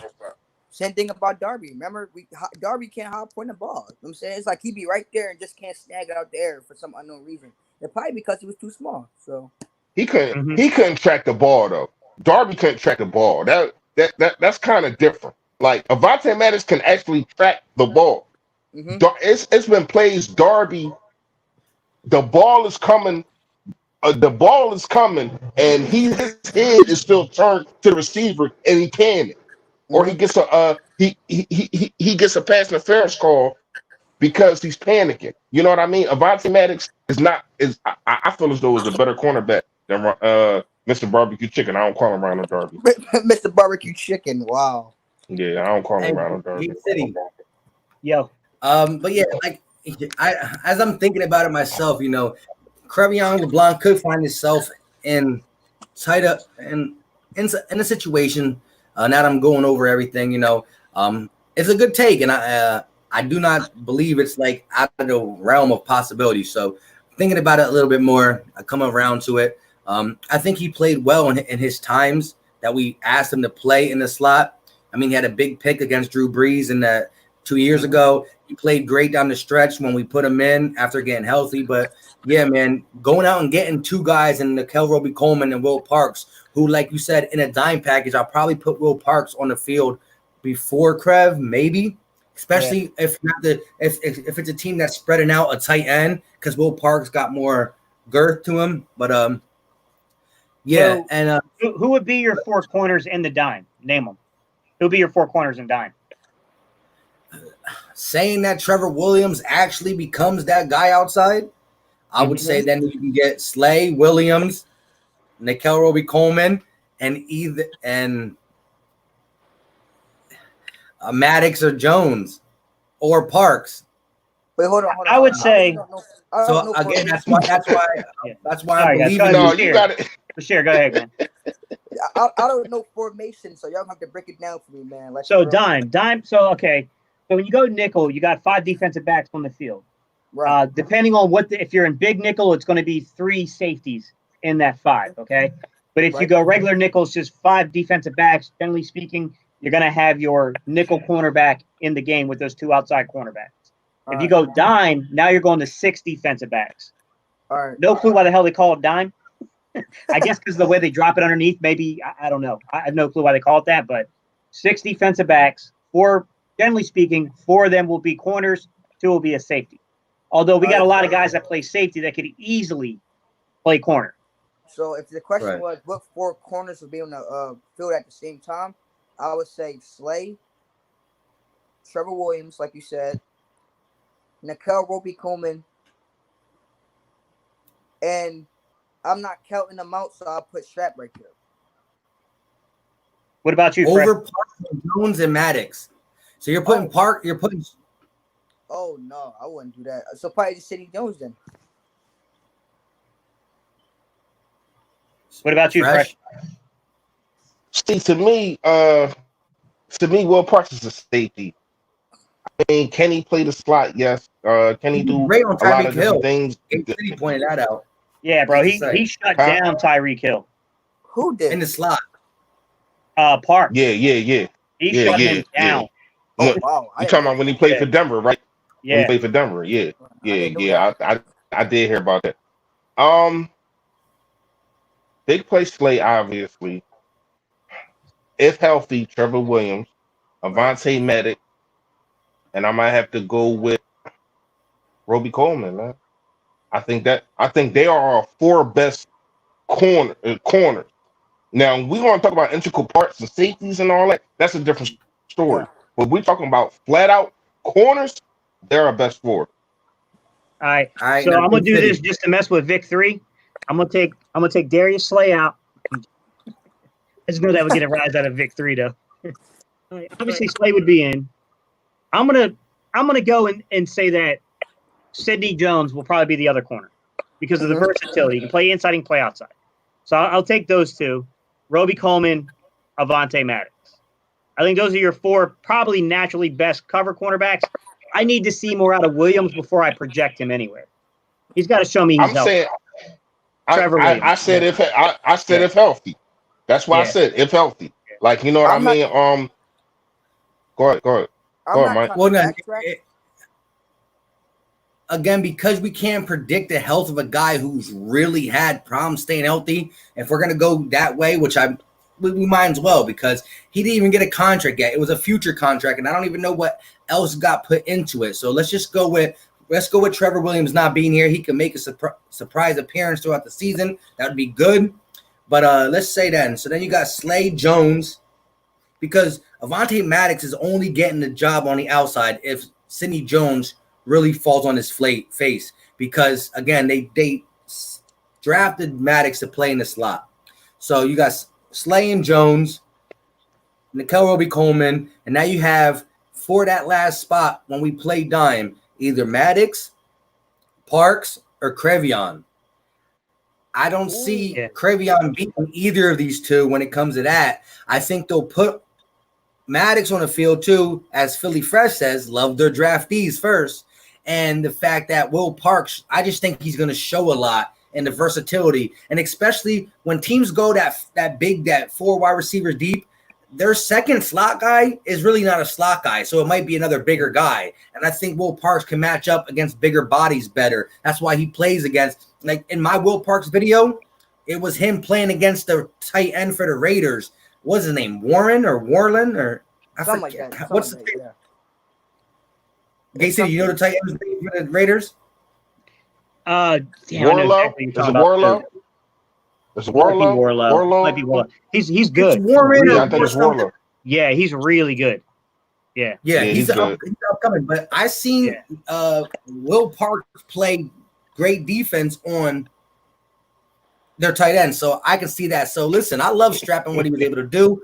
Gate City, as we go longer, and it's even at the dime package. And again, listen, when he says big nickel, which is not bringing in another cornerback, it's bringing in a safety. That's where my boy Kevon Wallace is going to play. I'm about to ask I you agree. that. Did you see Yeah. Daniel comment? I believe it's right under Bird Gang Sports. That's a little up. He said that damn thing just jumped. Hold on, I'm putting it up. I'm pulling it up. Okay. Jamal. That's exactly who it is. It's Darren Yeah, Waller. He said Exactly Darren Waller. Yeah. Yeah. I said Warren. What I say? That's what I said, right? That's said what I said. Warren. Right. Yeah, you might have. Yeah. He said Kayvon Hey man, Wallace players in the messed slot. up, man, and I'm a player, man. So that happens. You already know. So what do you think? So for Daniel and for your guys, right? Do you believe Kayvon Wallace will finally win that starting job by the end of the season. What you mean by starters? Starter and Start where? like starting Over Mills? like starting as the starting safety for the. Wait, did my thing freeze? Let me see something. My fault. I hear you. Starting at the safety Yeah, position yeah, at the end of the season. you 40 below, man. You So when you freezing. say starting safety, I mean, are you referring to like cover 1, cover 3, no big nickel, like base packages? Like, what are you talking about exactly? Just like a starting safety, like the number one. He don't Who's eight your two gates. He safety? don't. He don't. He already told you. He don't know. He Yeah. don't know about that. No, I who's don't your But know two safety? formations. All right. So y'all want me to go first? Or y'all want to go first? you can go. You can go. Oh, damn, you gonna let me get served up by the comment section? All right. I'll say something because I think. Look, I think it's got to be said because it's a competition. Right. I'm gonna say this. I'm gonna say it's gonna be my boy Rodney McLeod, and then I'm gonna say starting opposite of him is going to be. I'm gonna say it's. I think Will Parks is gonna win this competition. Yeah, that's what I mean. Like the number two safety, like starting opposite of the number one. Like Yeah. I whatever think he Will positioned Parks as, might win this whatever. competition, man. He's a hell of a coverage guy. And then I think that you're gonna get a guy like, it sounds bad. It sounds really bad for the Green Goblin, but it's not. Because he's gonna get a chance to play in the safety, play the nickel, play outside. He's still gonna get reps. He's still gonna get snaps. I just don't know that I don't know that he's gonna start. I mean, it's so hard to tell because I think they're so close. I think all three of those guys are really close. All right, where are you guys? I gave the hot take, so I know I'm about to get cut up in the comment section. It's all good. Y'all go. Mike, No, what's your that really wasn't a hot take. I'm reading some of these comments. What the hell is going on in the Yeah, comments? Mike is laughing. I just want to Yeah. Are you jealous? I got luxurious locks of hair. Like, what is going on right now, man? I don't know, bro. Right now, there's some Hey, there's some beef between. Yo, hey, Mike, hey, Steve. What the hell did we start? What monster I did don't we know, bro. create, I don't man? know, man. I don't know, bro. Hey, We listen. sitting here talking about cornerbacks. They sitting here going at it. Somebody said you look like, oh man, they going at it in this jaw. I Hey, ain't gonna hey, lie. listen. Go ahead. At the end of the day, the people who are going at it the most, well, it's right now it's Vic 3, Murph DeKenzo, and Charles kind of, but two of them are Philly Talk Nation members, and we will be doing our Philly Talk Nation, whoever's the members, we're gonna see who we can get on a live stream. There's two other members that weren't there that day, Stephen Joyce and Lawrence James. But we gonna hash this out on camera too when it comes to Charles Smith and but hey, it's supposed to be all love at the end of the day. You know what I mean? Oh, Yeah. everybody gonna get a chance to battle it out, huh? Yeah, why not? But back to the question. It's crazy because we did not even mention Mills as being a corner. I do feel as though with the talent that we have, I feel as though if Jim Schwartz comes to his senses, from what I've seen from Kayvon Wallace, man, this dude is a beast. This dude is a plug and play guy. He might not start at the beginning of the season, but I think he is more talented and more athletic than Jalen Mills. So Jalen Mills can't see. Here's the thing: if you don't play Kayvon Wallace, right, you're going to have to play 2 to 3 other safeties to try to fill that Malcolm Jenkins role at different parts in the game. If you play Kayvon Wallace, you don't really have to do that.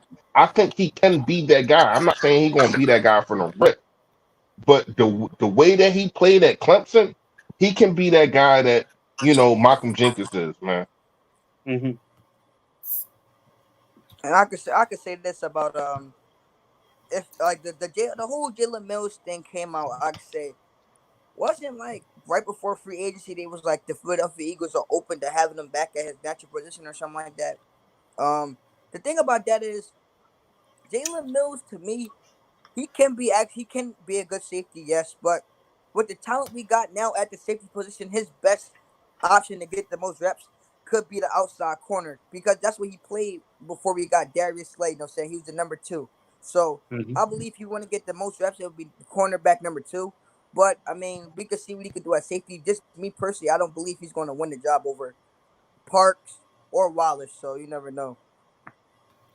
Hey, I want to say this when it comes to that whole situation. Although we made the deal with Jalen Mills to put him at safety, just think about it. When Jalen Mills came back last year, he played corner, of course. Darby was already out by then. So we had Avonte Maddox at times. We had Sidney Jones at times. We had Rasul Douglas and Jalen Mills. I think Jalen Mills could have been considered at that time our number 1 corner. And yes, he played tough at times last year. And yes, he got beat at times. If we really think about the fact that bringing a guy like Darius Slay is going to now make whoever the opposite corner always get the lesser talent. They don't got to worry about Devontae Adams or D-Hop or Michael Thomas or Mike Evans or any of them guys. Jalen Mills, who had a D, the Devontae Adams, to Michael Thomas's and them, he's going to play better against lesser talent.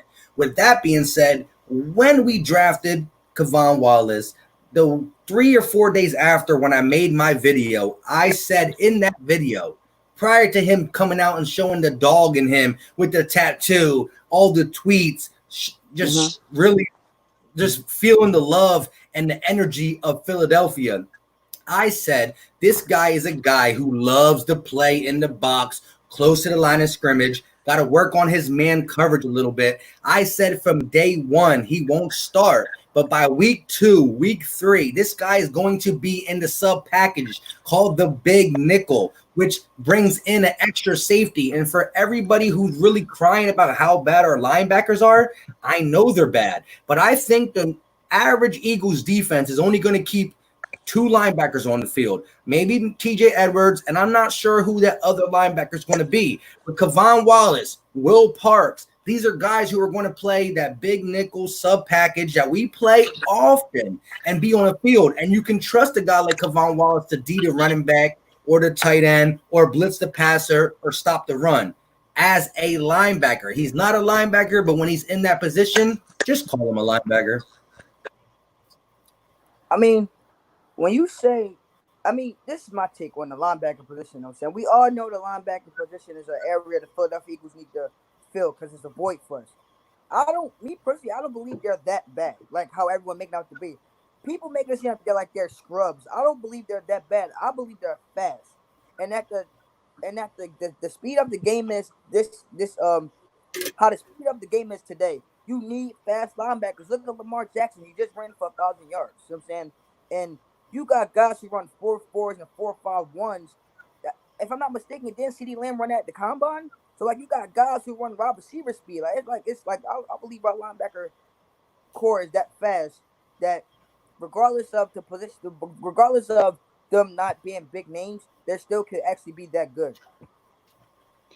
So I'm gonna flip this with Reese a little bit just because we're right around the same age demographic here. When I watched, you knew who a linebacker was. You could see somebody walking in the hall and be like, "Hey, bro, you play linebacker?" Like you knew.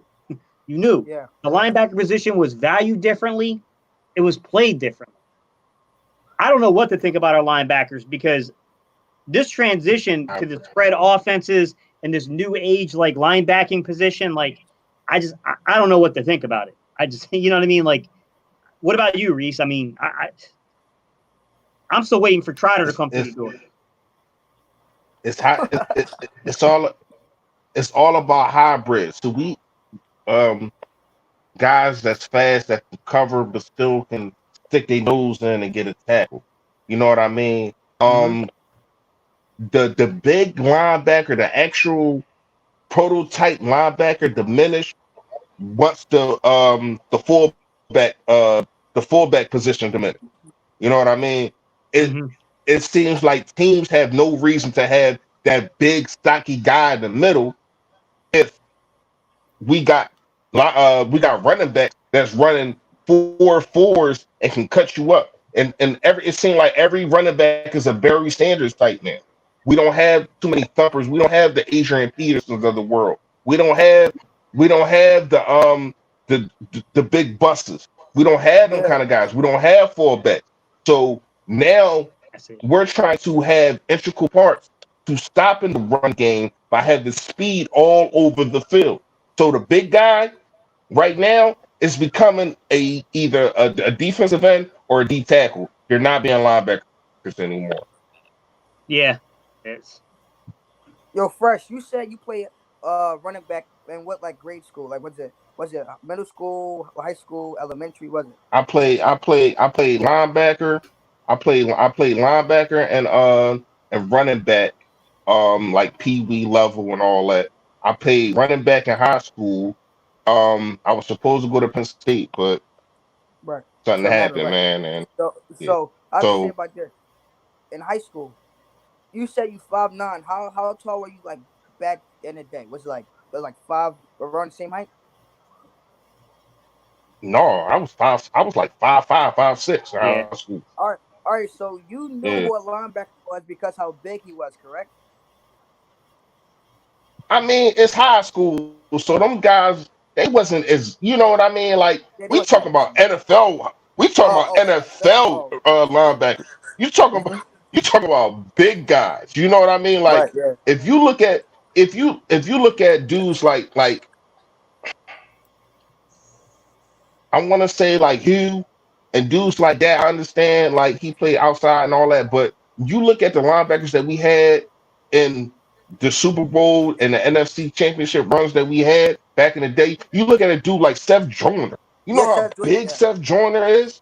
You know Seth what I Jordan. Yeah. Big mean? dude. Then you look at a guy like even Ike Reese. Ike Reese was kind of that guy to where as though he was smaller. You know what I mean? And it started changing kind of around that time.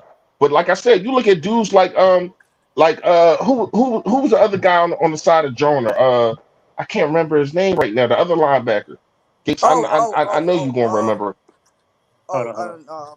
I know Philly for Why he can't I played for the remember his Chiefs. name, man? The other linebacker, man. I think he Hall of Famer too. I can't remember his name. It'll come to me. But anyway, these dudes was big. You know what I mean? Had some speed, yeah, enough speed. But now it just seemed like this league is about speed. You got to understand. Not only is the fullback position diminished, you got to look at the quarterbacks that you're facing now. You can't really name um too many in the last 10 years. You can't really name too many stationary quarterbacks Byron that have been Byron drafted. Evans. Byron Evans. Oh, Byron yep, Evans. yep, I yep, gotta look up Byron exactly. Evans. Byron Evans. Exactly. I just looked it up. Exactly. And then you got dudes like Taylor, big dude, Bobby Taylor, big dude. You know what I mean? hmm So you cannot name you cannot name more than probably like five quarterbacks in the last 10 years. Stationary quarterbacks that have been drafted. Everybody can run. It's all Right. about speed. It's all about getting to the outside. It's all about making plays with your feet and your arm at the same time. So what the defensive coordinators are saying is, oh, you want to put speed on the field at the quarterback position? Well, I'm gonna put speed Right. at the The field speed of my linebacker. at the linebacker. Exactly, Exactly. exactly. Exactly. That's why we drafted guys like Sean Bradley and Davion Teller, guys who run 4.4s and 4.5s. You know what I'm saying? So Right. Takeem Yeah, Hill they said I played linebacker and running back in high school. I was 5'8", 165, 170 as a senior in high school, and I'm 5'9", 207 at age 31. hey, wow. it ain't easy to play running back, and they love to put shorter, fast guys at running back. And they even tried me out there. Yo, I'm I not be even lie. saying balls, man. Get I out of can't. here, man. I can't do it. I could not play that position to save my life, man. It's a different Right. vision. It's not the What same position? vision as playing quarterback or playing receiver. It's not. It's a What completely position you different talking skill about? set. What position you talking about? Running back. Running back. Who? Oh Now I was yeah, saying, Right. I said they tried to play me at running back my freshman year. I couldn't Right. do it. I couldn't do it at all. Like seriously, couldn't do it. Mm. Hey, Show Enough 215 said that's what's up, Fresh. He was being recruited by UConn, but I blew that myself. Yeah, I blew it, man. Trying to be in them, not trying. I was in them streets, man. Got caught up, man. It was the end of my career, man. And It's crazy. I still feel that to this day. You know what I mean? But it is what it is, man. I'm here. I wouldn't be here talking to y'all if it wasn't for that, man. So Like, be thankful, man. he could have been the Eagle. Yeah, and one of my biggest regrets in my life is not playing football for my high school. For the simple fact, I played basketball, and I was a guy who played as a freshman, and I played for varsity. I didn't start at my freshman year for varsity, but I made the varsity team as a freshman. My sophomore year, I played. Junior year, I played. I tore my ACL my junior year, and it was in the middle of the season. I got healthy to play next season. Well, I wasn't going to be able to start next season healthy, and I just pretty much said, you know what? I'm not doing it. I got too much other things going on. You know what you do in high school now and blah, blah. But the injury unmotivated me. I got hurt in my middle of my junior year, would have been coming back around the middle of my senior year, and I stopped. And the reason I didn't play football as a freshman and sophomore is because basketball, you practice every single day. So and I loved my craft, but at the end of the day, once basketball season was over, I wanted to get to other things. I had people that I messed with heavy and all that. So I couldn't be a guy who was tied up all year round. And I picked basketball after playing. But hey, all the Easton High School football players, we used to play messing around outside on the weekends and blah, blah, blah when it wasn't football season. So I'm not saying I would have automatically made a position there, but I was cool with the football coaches and I played with all the guys for fun, but I stuck my talents only to basketball until I tore my ACL, and then I was just like, we out. Damn, you tore ACL? Damn. Yeah. Damn. Listen to this though. I tore my ACL in a for fun game. Every year they did this where it's the actual basketball players versus the faculty. So it's against the teachers and stuff, and for a fundraiser, we raise it. It's a funny game. And a fat history teacher fell on me when I went to the hole. He did that on purpose. Bro, I was so upset. He did that on purpose. I'm about to say they probably tied your sneakers together when you was in the locker room. Hey, nah. Mike, I ain't gonna lie to you. Mike, I used to teach and I coached. I'm gonna tell you right now, when we played the staff and student game, bro, we didn't allow nothing. We shut them kids down. Nothing. They ain't getting an inch on us, bro. If they even got one basket on us, you gotta be like, you gotta be like, we grown men out this here. We grown men out here. Hey, real fast, hey, Charles Smith. First of all, I'd have broke you up. I don't need no violence. I'd have broke you up on that field. You hear me? You my guy and all that, but I was him. I really was him. I'd have broke you up on that joint. Man, you better go ahead, man. Listen, bro, in high school, I'll be entering my junior year, right? So I'll be entering my junior year, and I say my next grade year, I played football. I've been playing football since all my life, since Pee Wee. You know what I'm saying? I didn't really like it in high school. It wasn't the fact that I was getting hit enough, and it's the fact that high school football for me, it wasn't like how everyone made it seem. Made it seem like it was a whole big good thing. I just didn't like it, so I started wrestling. So I'm on a wrestling team. I have 145 varsity. You know what I'm saying? So this year, hopefully, I get to go. I'm about to ask you how much you weigh. Yeah, I'm 145. You don't seem like no football player, man. The way you kind of built. No, you seem like you'd have been a you'd have been a punter. No. You know what I mean? It seemed like you would have been a quarterback. You know what I mean?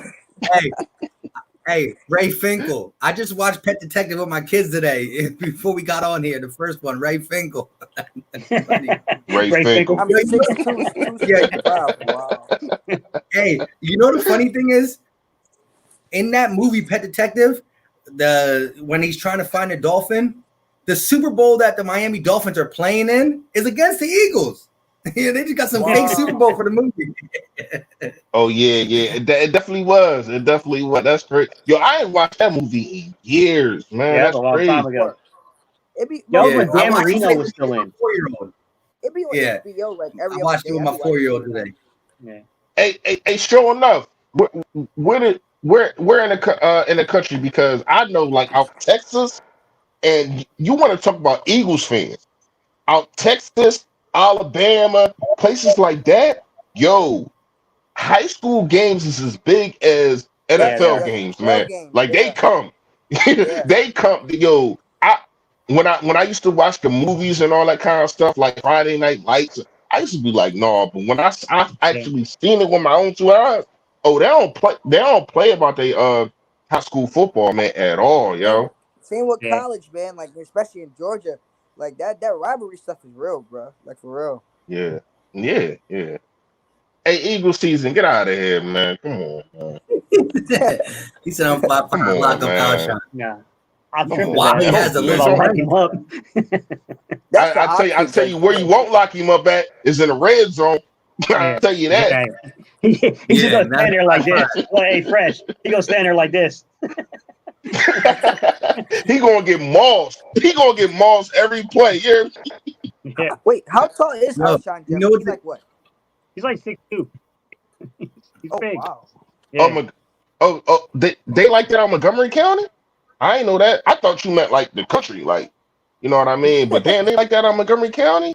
Hey, I where I ain't played know at, that. where I played at's not country because it's right outside of Raleigh. But I can tell you right now, man, Right. I played at Garner, and it's a good program, man. That's where Naheem Hines of the Colts came out of. Yo, Mike, in high Okay. school, what was your position Yeah. at basketball? Was it point or shooting? Point guard, Oh man, that's bad. 5'11". So listen though, Why Fresh playing with you like that? I ain't No, that's even the do funny- nothing. I ain't say nothing. I ain't even say nothing. No, I it's see just I ain't sideways even say things nothing. you do. Yeah. Hey, bro, Fred. Listen, this is the thing. My mother was a big supporter, rest her soul and everything. But when I was playing high school ball, you know, especially my freshman year, it was the tape recorder with the VHS. You know what I mean? I And remember that. Joe, you had to and put on your shoulder. yeah, that shit was big. You had to You put that even- joint on your shoulder with the Yeah, nut ass eye joint right here and the camera over here, but the eye joint right here. Yeah, we had them. I got home and I watched the game and I'm like, I watch it. It goes to halftime. It pauses. It comes back in the middle of the third quarter. I said, "What happened to the beginning of the third quarter?" My shoulder hurt. She said, "You know what I mean?" So it was cool, but at the end of the day, Eagles shot us. I live in Greensboro now, but I used to live over by Cameron Village in Raleigh. I was a student said at it's called a State. what? I used to walk over to the campus. Hey, real fast, everybody in the chat, we haven't done this in a while, and I still we got some new people. Everybody drop your location, man. We usually want to know where everybody tuning in from. Drop your location. Let us know where y'all tuning in from, man. I appreciate it. Wait, Fresh, you said it's called a what? What that you had to record? Like, what is that? What are you talking about? Like It was a camera. It's a camera that you put on your shoulder, this big ass camera, and it you had put a like an whole eye VHS thing. in there. And the eye thing had it was like a curve joint to go to your eye, but the camera is on your jaw. And it's wow. sticking Like right this out, big, right? like this But the big. eye joint right here. So imagine you looking at this with the camera right here, and you holding the camera like it's nutty. What year was Nutty, that? you hear me? Like late 80s? No, I'm not, Charles. No, I'm not. No, Come on, Listen, dog. He Call trying me to no play Duke us. fan, bro. I don't No. know. He trying to play us, man. He trying to play us, man. He trying to curl his hair and trying to 2005. play us at the same time. No. You know what I mean? Yeah, I'm gonna tell you what was in the late 80s. Jerry curls, what you trying to do with your hair right now. You hear me? Jerry curls. Yeah, Jerry curls, what you trying to do with your hair right now. Don't come up on the stage, man. I give all smoke, man. Don't come up on the stage. Hey, You Shaquem. already know, man. I give all smoke. Shaquem, didn't the guy from the Redskins? He played at NC State. What the hell is his name? The big physical kid too. Crap, he's a Redskins receiver. Not Terry McLaurin, the other one they drafted last year. Can't think of his name, man. Hang on. I think he came out of northern New Jersey. I think it was like Paul Mayer or something like that. He came out of there, and he was good, bro. He was a really good football player. You said the one they just drafted, Anton Gold. You talking about? No, not AGG. Oh. Last year, Kelvin Harmon. Oh, Harmon. Yo, why Eagle season say he an undercover Dallas fan? What's going on with He didn't say that? that. Say what? Oh, he said it. I'm from Dallas. Oh, he Texas. said it. I'm from Dallas, Texas, undercover Cowboys fan. I ain't lying. If I'm lying, I'm fine. I ain't got no wings on. That's it. Wow. That's your man, Bashir. That's That's your man. Get him. Get him. That's your Wow, man. that's shit, bro. That's shit, bro. He probably playing. I'm gonna give him the benefit of the doubt, bro. I don't see no laughing emojis. I don't see no He ain't put no LOL. LOL or nothing. Yeah, hey, dude, come on, man. That's your Oh, man, that's man. not even cool, bro. That's not even cool, man. The whole time I'm thinking of Eagles fan. Hey, Nate. Yeah. Nate, everybody is nervous at first, bro. Once the game gets started, you'll be good. Yeah. Yeah. Hey, Paul 44. You're only about an hour and a half from where I'm at because I used to have family that lived in Wilkes-Barre, PA. So what's good? One of my boys from the Navy Yo, lived in people Wilkes-Barre for a everywhere, long man. time. Yo, people is everywhere, man. People everywhere. That's what's up, man. Shout out to all of y'all for tuning in, man. Seriously, because people everywhere. Damn, who live in the Jalen Hamptons? Williams. Yeah. Who live in the Hamptons? Yeah. That's crazy. I don't know. I'm trying to put them all on the screen. Yo, Jalen Williams. is the Hamptons really like rich, like how everybody No, says it is? no. Not that Hampton, Virginia's not. No. That's Oh, I know okay. exactly where he is. No. yeah. Oh, all right. I'm about to say, I heard No, that. my boy got Like, you shot in the gotta back ask. in Hampton, Virginia. Oh yeah, that ain't what I'm talking about. I Hey, heard you Fresh, gotta have look. some bread to live up there. Look Yeah. fresh. I had a sneeze.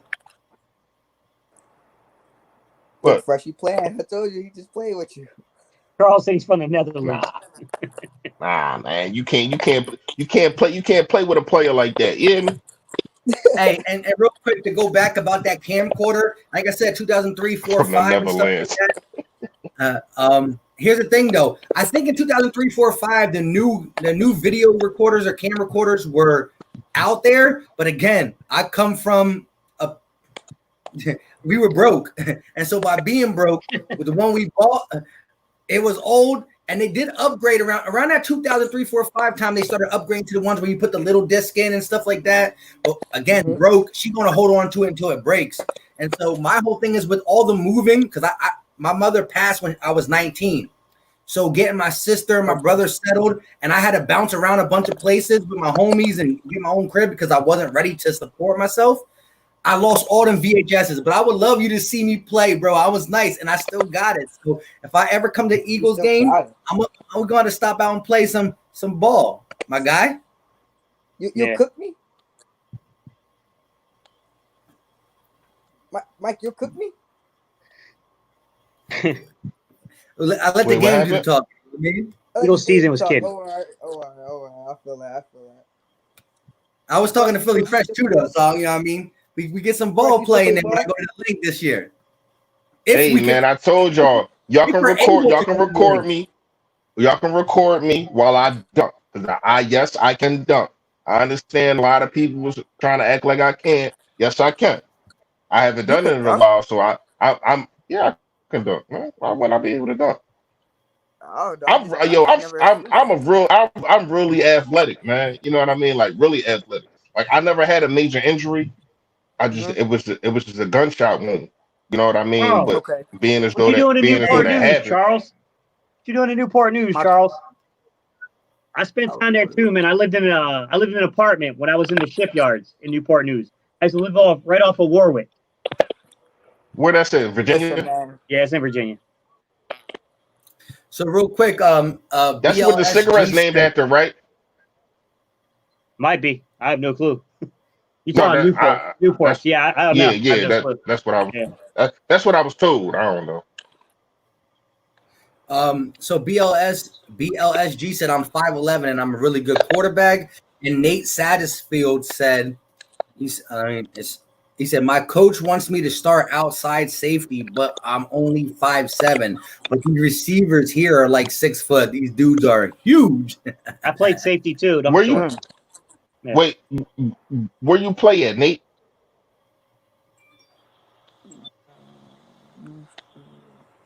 Yeah, somebody said they from Trinidad. Damn. Where? Trinidad. I'm trying Jamal to put them on. A. Oh wow. Okay. People checking in, man. I like to see that, man. I like to see, what kind of culture we got going on, man. There's people everywhere, man. Shout out to all of y'all. Seriously. Even Joyce, I could tell you must have been in the Navy, bro. That's how I got exposed to that area. Yeah. Hey, and the biggest part with me being 19, I was probably ready to do my own thing, but the hard part was getting my 11-year-old sister and 16-year-old brother right. You know what I mean? Getting them right and taken care of while I was trying to. And the crazy part is this though, because I got my at the time girlfriend pregnant. So look at it. I'm 19 years old. My mother knows. I let my mom know I'm having a boy. So she found out that it was a boy, but she passed away before she can see him. So now I'm 19. I got an 11-year-old and a 16-year-old and a baby on the way.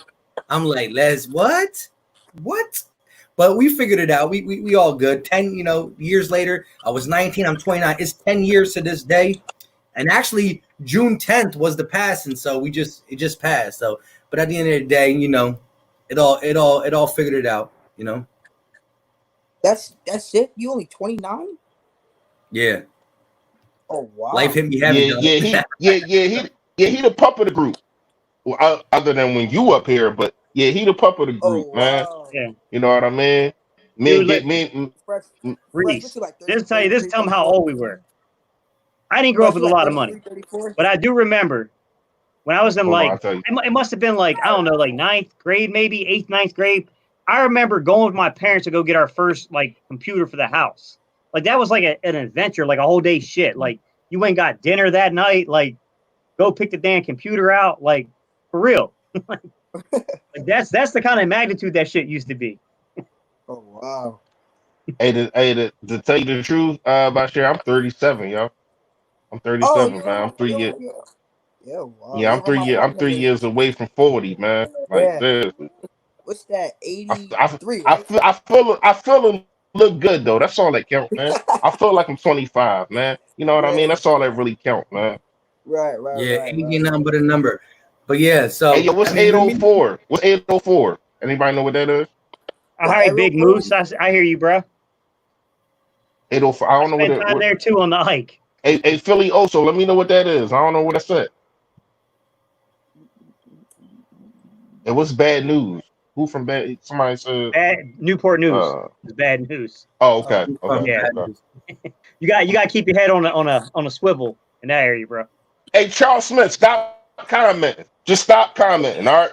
Now you from Waco, Texas. How many places you gonna rep, man? And y'all sitting there listening to this guy, man. Wait, what did he rep before that?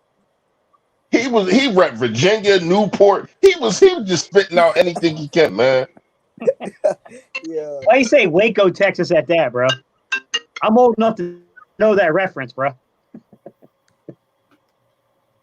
Hey, Paul 44. Charles.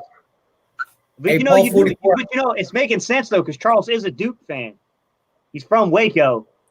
Just saying. Right. Hey, Paul 44. I gotta find out exactly where. I haven't been here in a minute, but I'll figure it out and I'll hit you with it in a comment. Somebody's watching. I'm 37 here, 83. Yeah, 83. I said the same thing. Yeah, 83. Hey, Murph, me, you, and Reese are all the same age. My pop would be. My mom. Yeah, 83. Dad. Yo, that's crazy. My birthday March 24th, man. That's crazy. I'm June 30th. I'm old.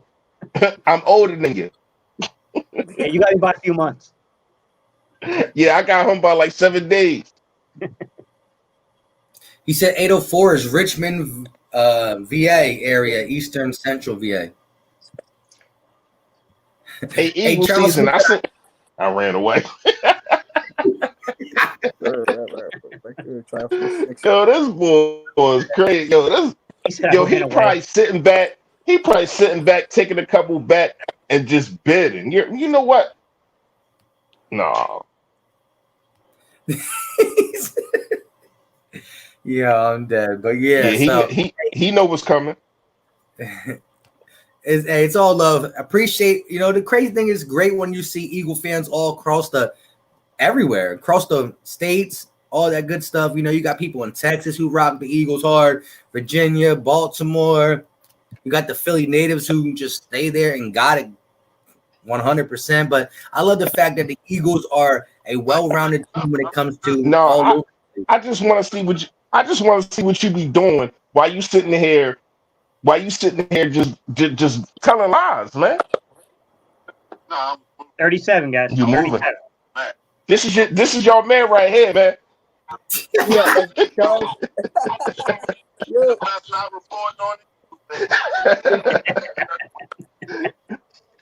yo, My guy, man. I just had to check in with you, man.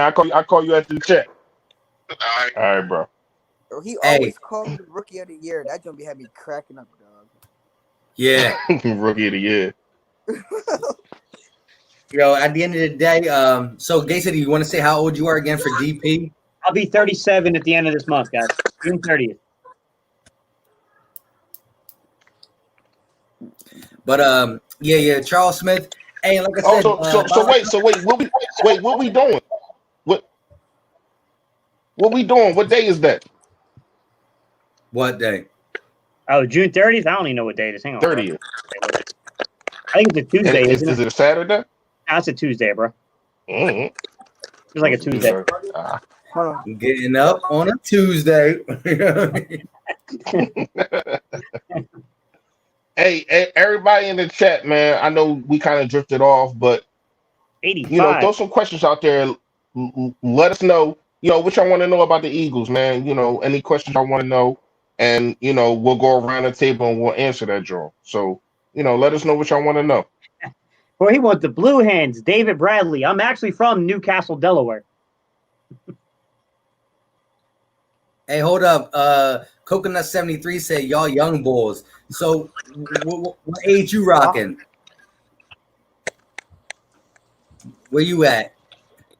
Well, I'm 17, so that's good. 17, best age. Yeah. It's that Jalen. It's that white, bro. It's that whiteness in the beard, bro. I just decided to let it go, man. Here's a good thing to start off with. Anthony Perry said, y'all believe we're going to have this season at regular start, or will it be pushed back because of this virus popping back up? Who want to go? Who want to go first? I don't know. I think it might get delayed. I don't know. My 90. Oh wow, that's not funny. Damn, seriously? Man, sorry to hear that. Man. Sorry, I'm sorry to hear that, bro. That's not even funny. I'm sorry to hear that, man. That's crazy, yo. Yeah. Shout out to she lived a long life though, but damn, man, that's messed up. Yeah. Man. Yeah, what's it? SG, I think. BLSG, yeah. Yeah. He's a young boy too. If Wow. I'm not I believe the last time he told me I think he's 13. I think he's another, there's only a few of them. I got a very small percentage who's between the age of 13 and 17 that watch me, because you can see in your analytics. But I believe he told me he was young too. Yeah, he said he'd be 14 September. Ooh, that's really young. Hey, yeah, that's him in young. Eagle season. Yeah, him in Eagle season. Yeah. That's definitely young. But to answer the question, what? No, I was gonna say Kara always likes to point this out. He said, "Oh, I'm a '91 baby with Mike." Yeah, I'm still older than her, so she gotta respect elders. You know what I'm saying? It is what it is. Y'all not even '80s babies. Come on, man. Y'all ain't '80s babies. Let's get back to the question, my guy. Let's get back to the question. Everybody not that Young. All right, Young, back man. to the question. Hey, 90s David. Everybody not baby. that old, bro. David, is that You know Dover? what I mean? Is that Dover, You Delaware, wasn't even David? born when Jordan got drafted. Huh? I said you wasn't even born when Jordan got drafted. It's all good though. I do my research. That's why they got you. No, huh? You wasn't even born when the Sixers won that chip, man. Hey, Steve, damn, I don't even think you was born. Hold up. Nobody. Yeah, you wasn't even born when we won the chip. You probably missed it by No. like 2 weeks. Yeah, you missed it by probably like 2 weeks. So you That's didn't see crazy. it, really? I was born. I was born with the Super Bowl. So What in 04? In 04. How old was you in 04? I was born November 2003. So when we went to Super Bowl, I was born. Yeah. So you know what I'm saying? Oh my, yo, I don't even know why I'm talking to you right now. What? Yeah. I just came home. I just came home from my first bid. Yeah. Oh God. But back to the question. All right, back to the question. Man, what was the question? You gotta bring it back up. Will COVID-19 impact the Oh, start? okay. I'm back.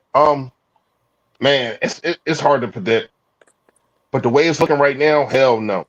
I mean, you got dudes like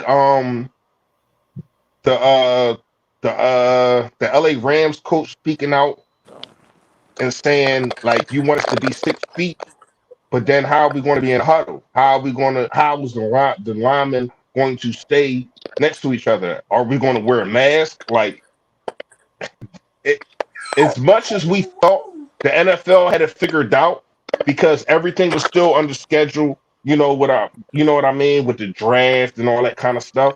They don't got it figured out. Nobody has this stuff figured out, man. Because Yeah, I feel bro. as though down south opened up too much, and I talked about that about a month ago. And now look what I said. I'm not saying I'm some type of Nostradamus or anything like that, but I said in my video about a month and a half ago when Florida and Atlanta and all that opened up, I said it was too early. And now look, they just get spiked. It's another spike, and everything is going back up again with these coronaviruses. People in the club, people. If you look at people Instagrams and all that kind of stuff, they in the club like nothing ever happened. You know what I mean? So I'm surprised with it. Yeah. But people in the clubs like nothing ever happened. People are coming from Philly, taking flights down south to Atlanta and Florida and all that kind of stuff, and they're going to the clubs where there's nobody practicing social distancing, nobody's doing the right things, nobody wearing masks, and they coming back to Philly, man. So watch yourself. Everybody that's everywhere, watch yourself, man. Be careful because this plague is over yet. So, Takeem, we did talk about it. This is what we talked about when we opened up. We talked about the Eagles. What do we actually trade for Joe Thuney? Right. We all know I'm Right, biased. Charles. He's a former NC State guy. I would love to add him. I don't know what purpose he would serve. That's the problem because I don't know that he's a big as need this year as he would be next year. The point I made about Joe Thuney is that he would make a heck of a lot of sense if Kelsey retired next year and then you move Seumalo to center. Then you took, Thuney, plugged him in at left guard. Now you got either Brandon Brooks or Matt Pryor, whoever you want to plug in at right guard, depending on if Brandon Brooks can recover from a second Achilles injury. We kind of talked about that earlier in the stream. Without it, man, I do think that the other option to me, I don't know, man. Prince Tega maybe he could play a little left guard. I know that a lot of people want to look to Driscoll, but Driscoll played right tackle. He's never played on the left side. He's got, I guess you could have a whole year in an off season to coach him up, but I guess we'd have to see. I mean, I don't know where you at on that. Let me ask you this real fast, Steve. How do you feel about Prince? Where do you feel as though he fits in all of this? Prince Tega? I think he could be the future swing guard and tackle. He can be like your big V?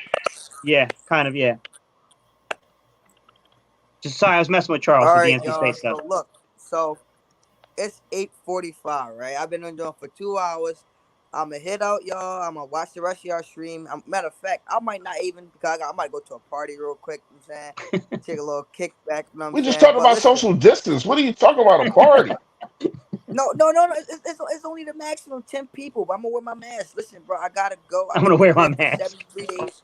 All right, go ahead. You go ahead and do you, man. I'll tell you what, you won't be coming over here. I'm in the crib for 73 days, bro. I got to get out of the crib. I might go to the party, bro. Listen, man. Be safe, y'all. Stay sanitized. Appreciate all y'all. You be safe. You be safe. You talking to us? We in the crib. We chilling. We in the crib. We in the hold up, real fast. Cheers. Before you get out of here, I gotta grind you up. Before you get out of here. We in the crib. Did he just click off of me? You know I was about to give him that smoke. You hear me? We in it. He talking about y'all be safe. No, you be safe. We in the crib. We chilling. You know what I mean? Come on, man. Yo, that was the quickest get off. He said he just. He said, "I got You knew I was about to. You knew I was about to give you that smoke, man. Hey, Eagle season, come get your man. Eagle season probably going out there with him too. He's back. He's back. He's back. He's back. He's back. There you go. Here you go. No, you shouldn't even let him back. Yeah.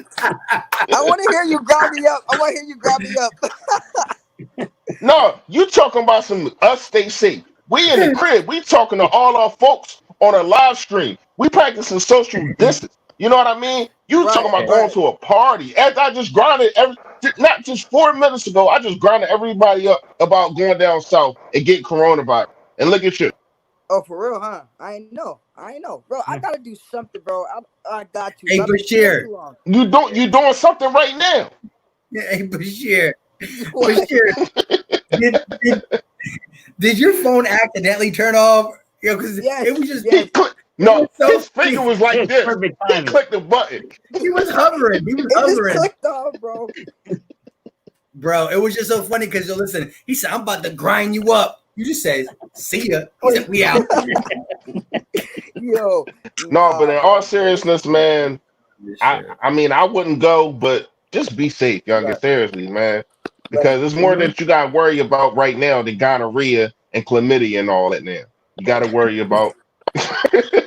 See, back in the day, that's all we had to worry about, Steve. You know what I mean? Right. Yeah, it's true. Now you got to worry about this Rona, man. This Rona serious, man. And whoever in the chat said that it's not real, well, just ask the person that just commented and said that his grandma just died from it. So don't tell me that it's not real. People keep. I don't like when people say that because it is real. You know what I mean? So don't tell me that it's just a hope and all that kind of stuff because people are dying from it, man. So you can't tell me it's a common cold. Hey, real quick, the chat is coming. I can't put them all up here, but this was the chat. Some people appreciate he got a text from that young Joe. Exactly. It's actually no, bro. She popped right on my screen. Yeah, I bet you ain't in the crib right now, though. And where you at? Listen, bro. I bet you ain't in the crib, though. Yo, listen. Everybody been coming at different. People were saying, like Anthony said, yo, he got a text from the young John. He got to step out. Some people are saying that Charles Smith did a super chat, and he said that his dinner is ready. I didn't see that. He said he had to go. I didn't see that. Hey, yo, somebody said you got to take the trash out. No, that's not even me. Yo, you see it? Yo, look. He can't use all his nighttime minutes. He can't use all the nightmare. That's not even funny, dog. Yo. Yes, it is. That's not even funny. Yo, that's the best. But no, though, bro. Oh man, that's funny, bro. But I'm really about to sign off though. From saying I've been in all right, go ahead. Hey, listen, but on some real stuff, man. Keep doing your thing. Everybody in the chat, if y'all haven't already done it, man, sub this young man up. We're not going to bring nobody up here that's on the bull crap. Especially for him being the age that he is. This man knows what he's talking about. I like him a lot, man. Go sub him up, man. Yeah, man. I hope to work with y'all in the future, man. Be safe, man. Well, y'all should tell me that, but be safe, man. Hey, Fresh, can I ask you one question? Can you see me? Yeah. No, I'm playing. You gotta do it like this, bro. Be safe, man. I didn't say. All right, youngin. Yeah, I hope I don't see you with them young Jones carrying that Rona. Yeah, right. It's bad, bro. All right, bro. We don't went sideways with this chat, bro. Yeah, we did. But that's the cool thing about this chat. It's so family-rise. It's so we've been doing this, man. Yeah, so every Saturday you can see because I can see who's in the chat. Right now we got 49 people on different streams. We are up to about 90 at the highest today, or now almost at 100. But when we start talking some bogus stuff, we see some people jump out. Well, I see the numbers drop down when we talk about bogus stuff. But the realest of the real stay in here. And it's cool when you can talk. You know when the subscribers and the content creators are on the same page, when they can come at us right at our necks and we just accept it and we enjoy it and we come at you Oh, guys. I don't accept it. You accept it. I get gun smoke back. That's what I'm I saying. give though. gun smoke back. You know what I mean? Fresh. I'm messing with you. I'm messing with you, bro. I get what Yeah, you're saying. I'm messing with you. sorry to hear I'm that, messing bro. with you. Yo, you know what's crazy? We ain't have our usual trolls that we been having, and I don't think I got a dislike. Do you got a dislike? I always get a dislike, but let's see. If I don't have a dislike, then I need to look. Yeah, let me see. Yo, no dislike. Let's go. Let's go. And who ain't been in here? JJ Triller. Exactly. Yeah. I'm telling you, he Hey. the man. He the one. You hear me? Yo, you know what the crazy thing is though? My last 2 streams, I get a dislike before we go live. So like I put it up an hour before, and I got a dislike. I didn't even speak yet, and I got a dislike. That's the boy, bro. He still wants that starter cap. Why you want me to take my hat off? What's going on? I like my hat, man. Like it's Eagles hat. You know what I mean? Come on, man. Yeah. Oh, you want to see if I'm bald? I'm bald. They're trying to say you hiding your ways, bro. They're trying to mess with you, bro. No, ain't no waves under this joint. This cold stone. You hear me? This the stone. This is Stone Free Willy hot dog. You hear me? Like this joint smooth.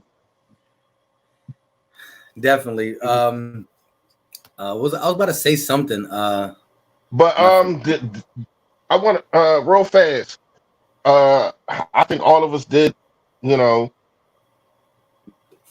a video about Zach Ertz, but I just want to know from y'all too, everybody in the chat on some serious stuff. How long do we think Zach Ertz is going to be here? You know what I mean? Because when I posted my video yesterday about, excuse me, sorry y'all. When I posted my video yesterday about, trading Zach Ertz, people were hysterical. Like they just went crazy. Like that can't never happen. Zach Ertz is our guy. But how long is it going to be our guy? You know what I mean?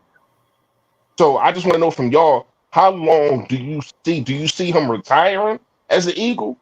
Or do you see us trading for him? Or do you see us not being able to get a contract? Because I think we got in the next 3 years, or is it 2 years? Mm-hmm. It's one of them. So I did a live stream last night to where I think Jalen had me doing the salary cap estimator. And I did the calculator and I worked through the numbers. We were able to get the Eagles back into the positive side of the cap space. We were able to extend Goddard and Ertz. Here's my thing about the whole thing. There's one factor that no one really talks about, and I think it has to be discussed. I think Zach Ertz, I'm not saying he's this guy, but he could be this type of guy. He might walk away from the game after his contract expires. He strikes me as a guy who could do more than football. I don't know if that's going to be true. I don't know if that's going to be true, but there is a part of me that kind of, you know what I mean, does kind of think that could be a distinct possibility. Now, the money situation is the money situation, man. You know how it is, Reese. We're $50 million in the hole, bro. Estimated right now. That's a look. But he only get 9 of that next year, though. Gates. He only get 9. Yeah. He gets 7 this year, and he get 9 next year. Yeah. I mean, you can roll over some. You can defer cap. You can defer cap from this year to next year, but you still, even if you defer $20 million, man, you got to make up $30 million. And we only have 38 players under contract, and that's before we cut Alshon, right? Before we cut Djax, before we cut. Oh, actually, we got a little bit more than that because we added draft picks, but 40-some players under contract. But then you got to subtract Alshon, Djax, Goodwin, whoever you're going to cut to make the numbers work. So now you got to get to the positive, create enough space within the positive to extend certain guys, right? And to also sign free agents, sign your draft picks, whatever you're going to do. I mean, I'm going to say this. I think the Eagles want to do everything they can to keep Zach Ertz. There's a real possibility he could be gone. I don't want it personally. I think look, I like Dallas Goedert. I think Dallas Goedert has talent. He's still got development left. There's still development needs to happen with Dallas Goedert. He's not at Zach Ertz's level yet. No. With that said, man, you got to make tough decisions. And I respect the guys that when I made the video that came the other way at me, were like, yo, we got Dallas Goedert. Let's just roll with it. I respect that opinion because I don't feel that secure yet about it. But, I mean, to defend them a little bit for what they were saying is they do have a point. Like, at some point, man, you can't keep everybody. Somebody's going to have to go. And that's where I fall. Here's my thing. I'm pretty aligned with Gate City in the sense that I don't want to see it happen.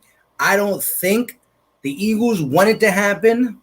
But again, there might really have to be a business decision made on him because of this, because of what we're going to face in 2021 with the cap. How certain are we going to be able to restructure all these guys' deals to make it where we can get a guy like Zach Ertz put on the payroll with another contract? Now, another obstacle I see is the fact that George Kittle is going to get paid.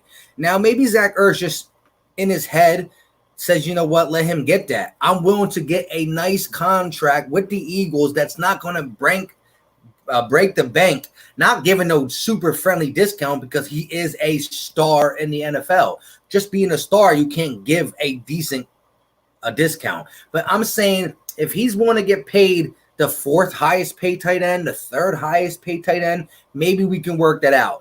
But in that same sense, what does Dallas Goedert feel as, man, am I ever going to be able to play in 11-man personnel? Am I only going to be able to play in 12 and 13?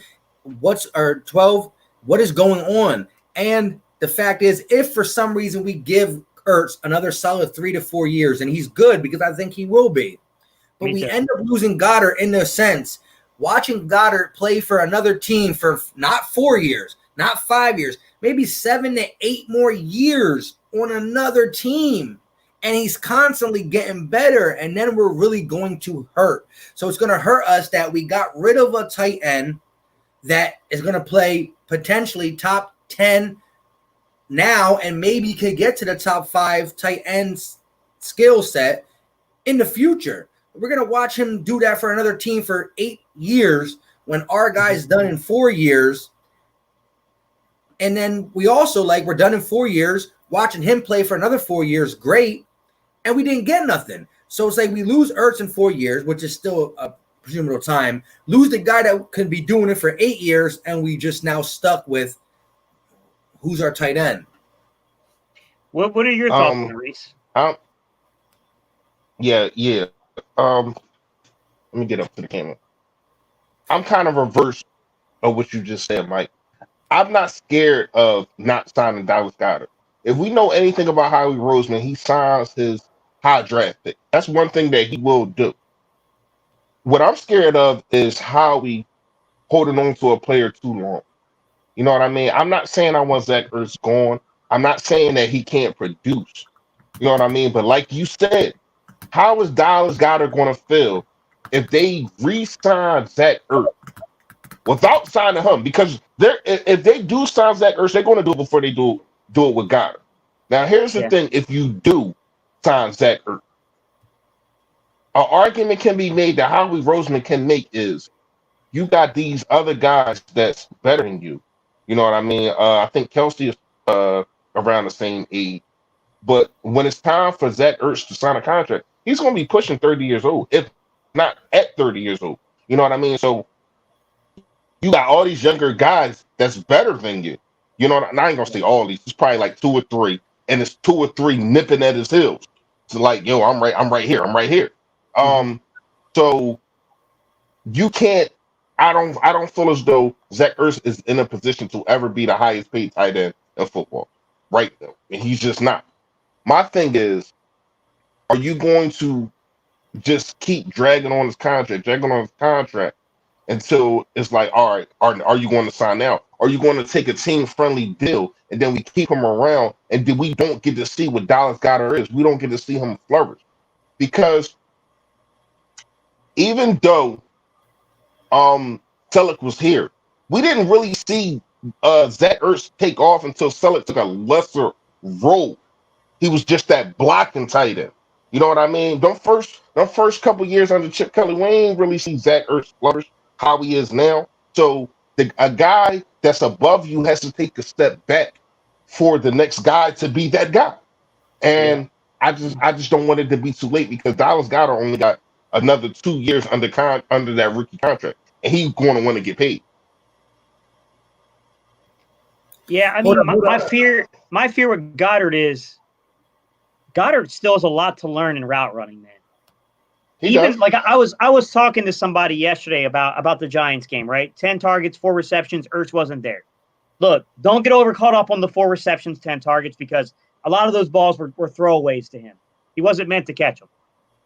I think 2 of them got tipped. Like, there's a little bit to that stat, right? That's not what bothers me. I think Dallas Goedert has good hands.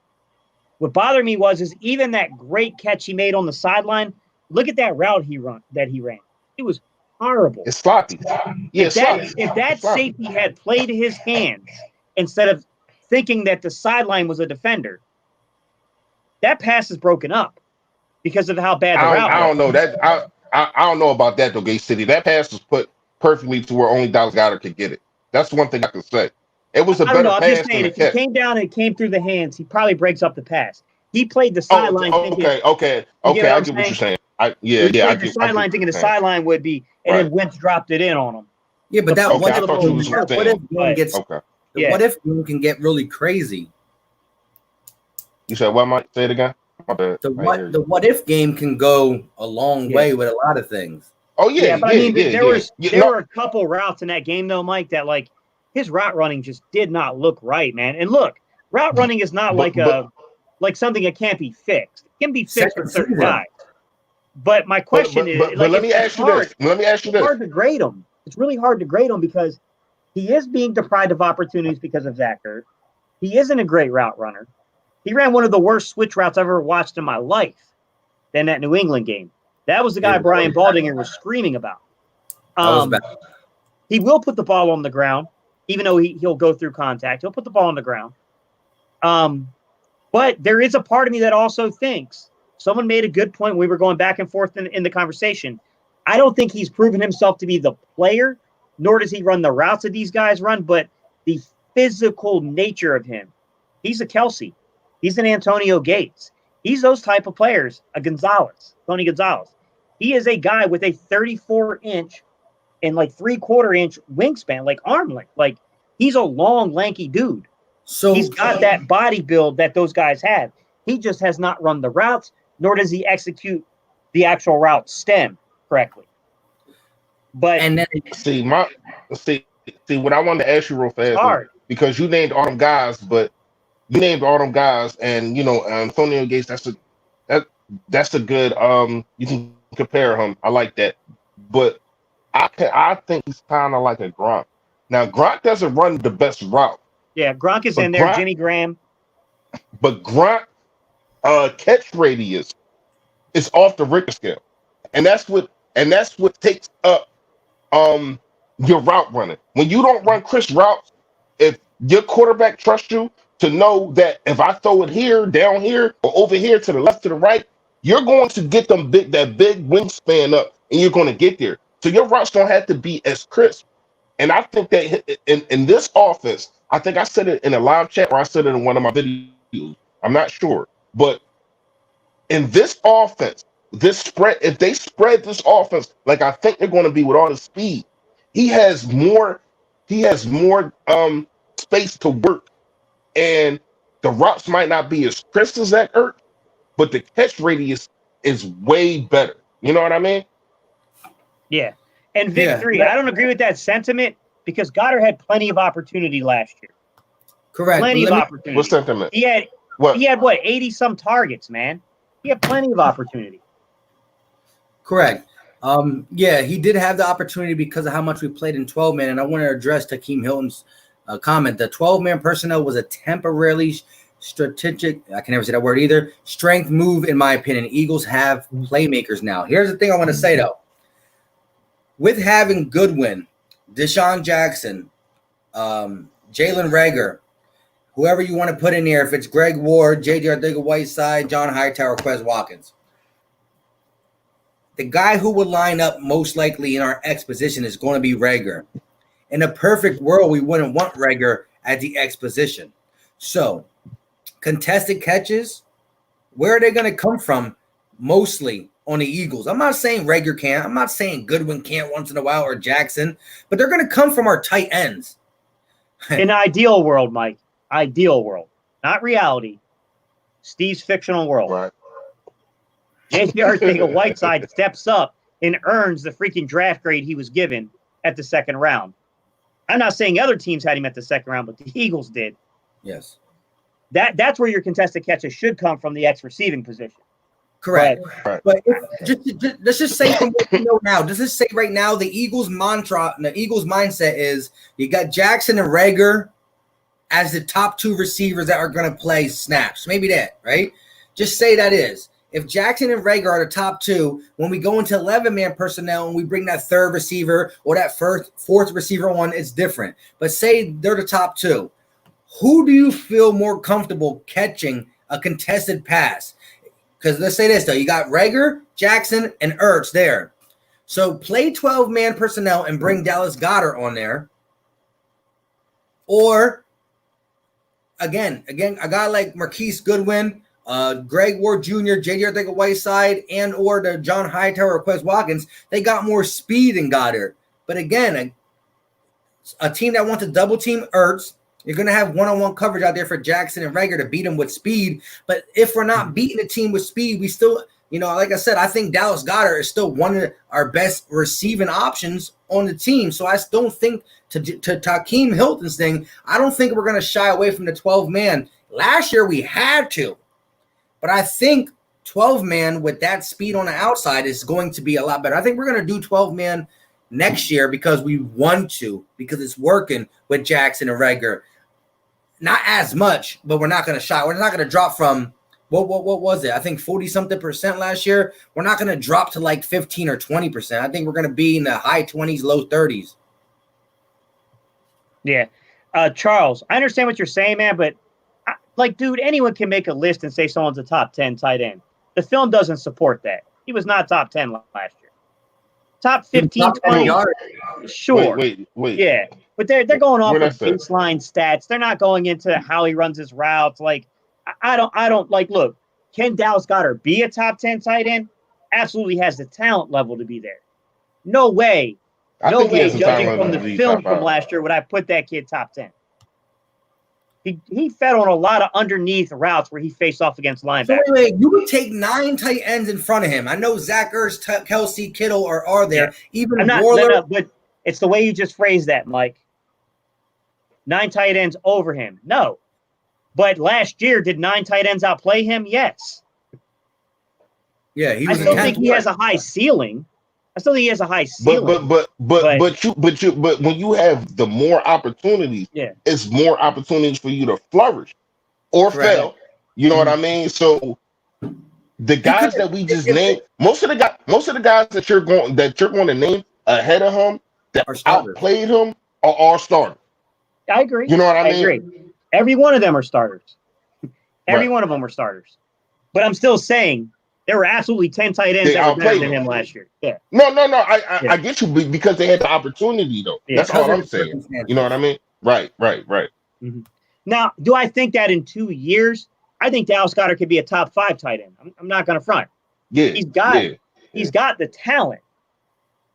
There's a lot to polish still, guys. I'm not completely sold that you move on from Ertz this year. Now, would I sacrifice Goddard for Ertz when it comes to next year in the cap situation? Probably not. Me personally, if I was the GM, I probably wouldn't do that just because Dallas Goedert can be with the organization for the next 6 to 8 years. Ertz, probably maybe the next 3-4 years. It's crazy we talking about Goddard. I ain't mean to cut you off, Gay City, but my cousin, he a Cowboys fan. He just sent me a text, and Mark Holmes just put up a video of talking about Goddard get stuck up. That goes to show you, man, how so worried about us. You know what I mean? You're so worried about us, man. I don't get it, man. Put up a video about your boy out there partying. You know what I mean? Not social distancing. I don't know, man. Go against me. My fault, man. I know some people don't like Ertz because Ertz is a weird type of tight end. I was talking to Mike about this, and I told Mike, Ertz comes out of this strange tree. He comes out of the Jason Witten, Greg Olsen tree of tight ends. These are guys that are not the lengthiest. Slot tight end. Yeah, they're not the slot tight end. lengthiest guys, but they just run really good routes and they catch the ball. They're not He's slot tight end. They run similar routes to Gronkowski and to Antonio Gates and all those guys, but they're not the same red zone target that those guys are.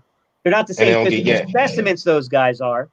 But someone asked me in the comments section a couple days ago, they were like, would you say that like Ertz and Witten were as good as those guys? Yes, I would. Yeah. They're just different types of tight ends. Production just shows you. It's the biggest knock that we have on Zach Ertz is he doesn't know how to get yak. I don't know why he doesn't. It just seems like he wants to be specific. He wants to specialize into his route running, getting open. Because let's keep it real. It's been times that Zach Ertz has been short of sticks. I think in the Atlanta game last year, I think it was like a 4th and 5, and he undercut the route. It's been time. Even in the Super Bowl, when he that was the 4th down that he the 3rd down. I think we got the 4th down, but the 3rd down that he missed right before his touchdown, the last touchdown that we scored, right before his touchdown, he underachieved the route. So you're going to get that from Zach Ertz because he's trying to be so much of a technician in that, and he's not going to get you no yak. He's probably at the bottom. He got to be at the bottom in tight ends and getting yak yards. So that's why. So it's complex because I want to say it was like 2018. He was top 50 in yak, believe it or not. But last year, number one, he's not a great yak guy. He's not a good go through contact guy. But he also had his opportunities limited too. You know what I mean? Because you do have, you got Goddard, you got Miles Sanders, you got guys that can legitimately take a screen pass. You know what I mean? Alshon Jeffrey was used in that role for a little bit before he got injured. So you got guys that the Eagles prefer to use in the yak situations. And I think this year it'll be even worse in terms of the yak opportunities because now you got Rager. Now you get what I'm saying? Like you're adding more guys that can do that. So, I mean, I don't think his yak numbers are going to get any better. I just don't. They're not. Tackles or interceptions. But you get what I mean? Yeah, I said that in a video, not the video I did about Zach Ertz in the trade, but a couple of videos before that. I think it was Zach Ertz versus Dallas Goedert. And basically what I was saying is I feel as though Dallas Goedert will flourish in his offense more than Zach Ertz. I think Zach Ertz will still flourish, but it would be the same because of the type player that he is. He's not the type of guy that needs speed because we done seen him double covered, triple covered, still get the ball. You know what I mean? Because there's underneath routes. You're never going to see him catch an over-the-shoulder pass. You know what I mean? You're never really going to see him double moves and all that kind of stuff. If they are a double move, it's in the red zone. You know what I mean? So will he flourish with the speed that we had? Yes, but not like Dallas Goedert would because of his potential to get yards after the catch. Because this dude is a one-on-one nightmare. We understand Zach Ertz is too, but I'm talking about a physical specimen to where as though will truck you. We seen what happened in the Dallas Cowboy game 2 years ago when his helmet got ripped off his head and they called him for pass interference. I don't know how the hell that happened, but anyway, we seen what he did, and I feel as though he can be that kind of guy with given an opportunity. Yeah, I mean, Goddard's got talent, no doubt about it. Goddard's got talent. He's a physical guy. I think he's got a tremendous catch radius. He's got to work on route running, man. He's got to be better at the route running.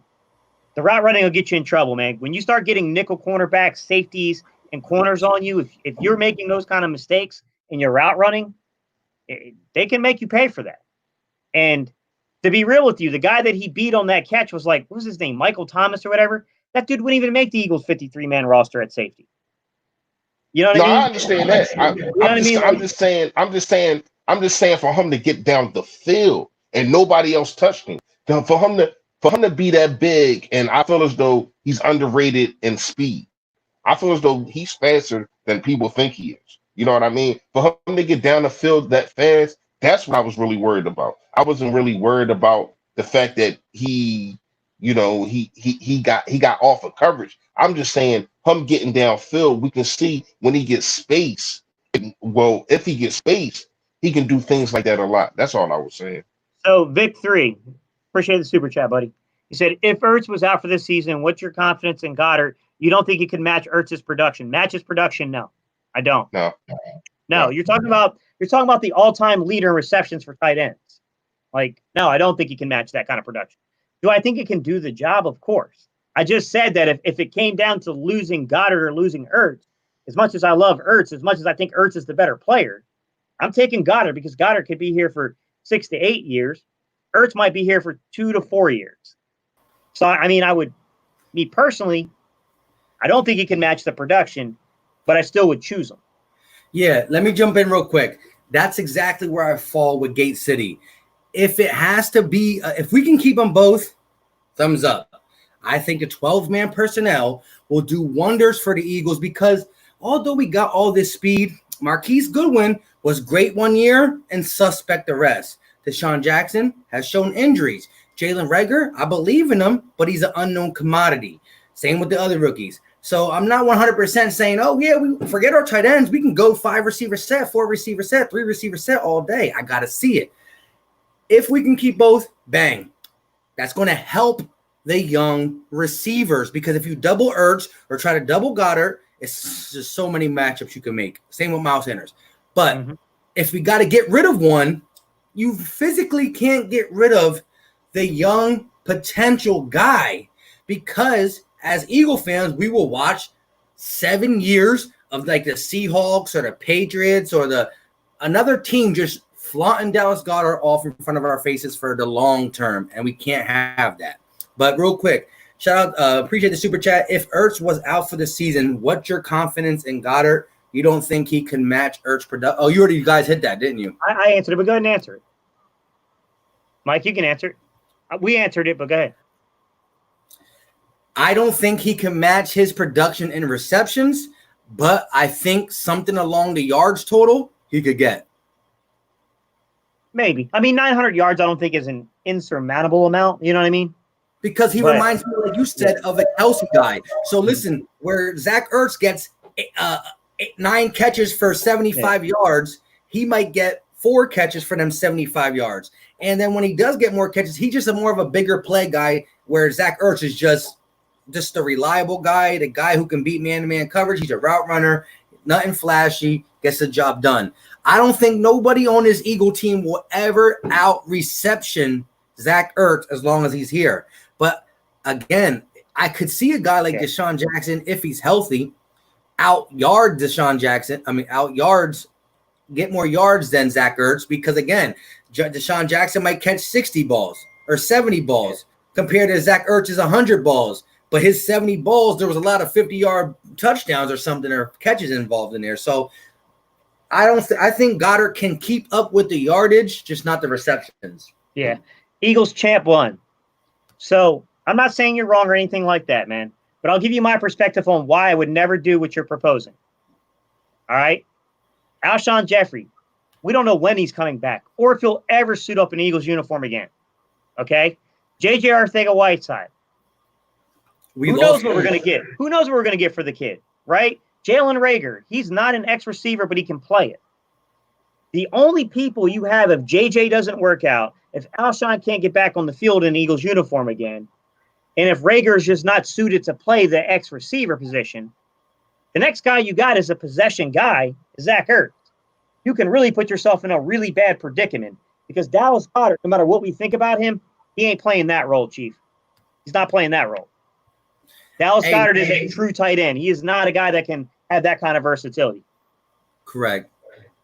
And so I know the bottom line comes from on me and Gate City's end is if we can keep them both, yes. But if we have to pick one, I don't think me and Gate City, knowing the fact that the problems that the money's going to offer us, the fact that you want to pay guys who can stay on your team for a longer time so you don't have to pay another guy, there's no way you can deny Gate City. There's no way you can deny Dallas Goedert over Zach Ertz. Zach Ertz is better.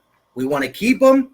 But as an organization going forward, Why keep a guy for 4 years when you can keep a guy for 8 years and possibly play that guy a little bit less money?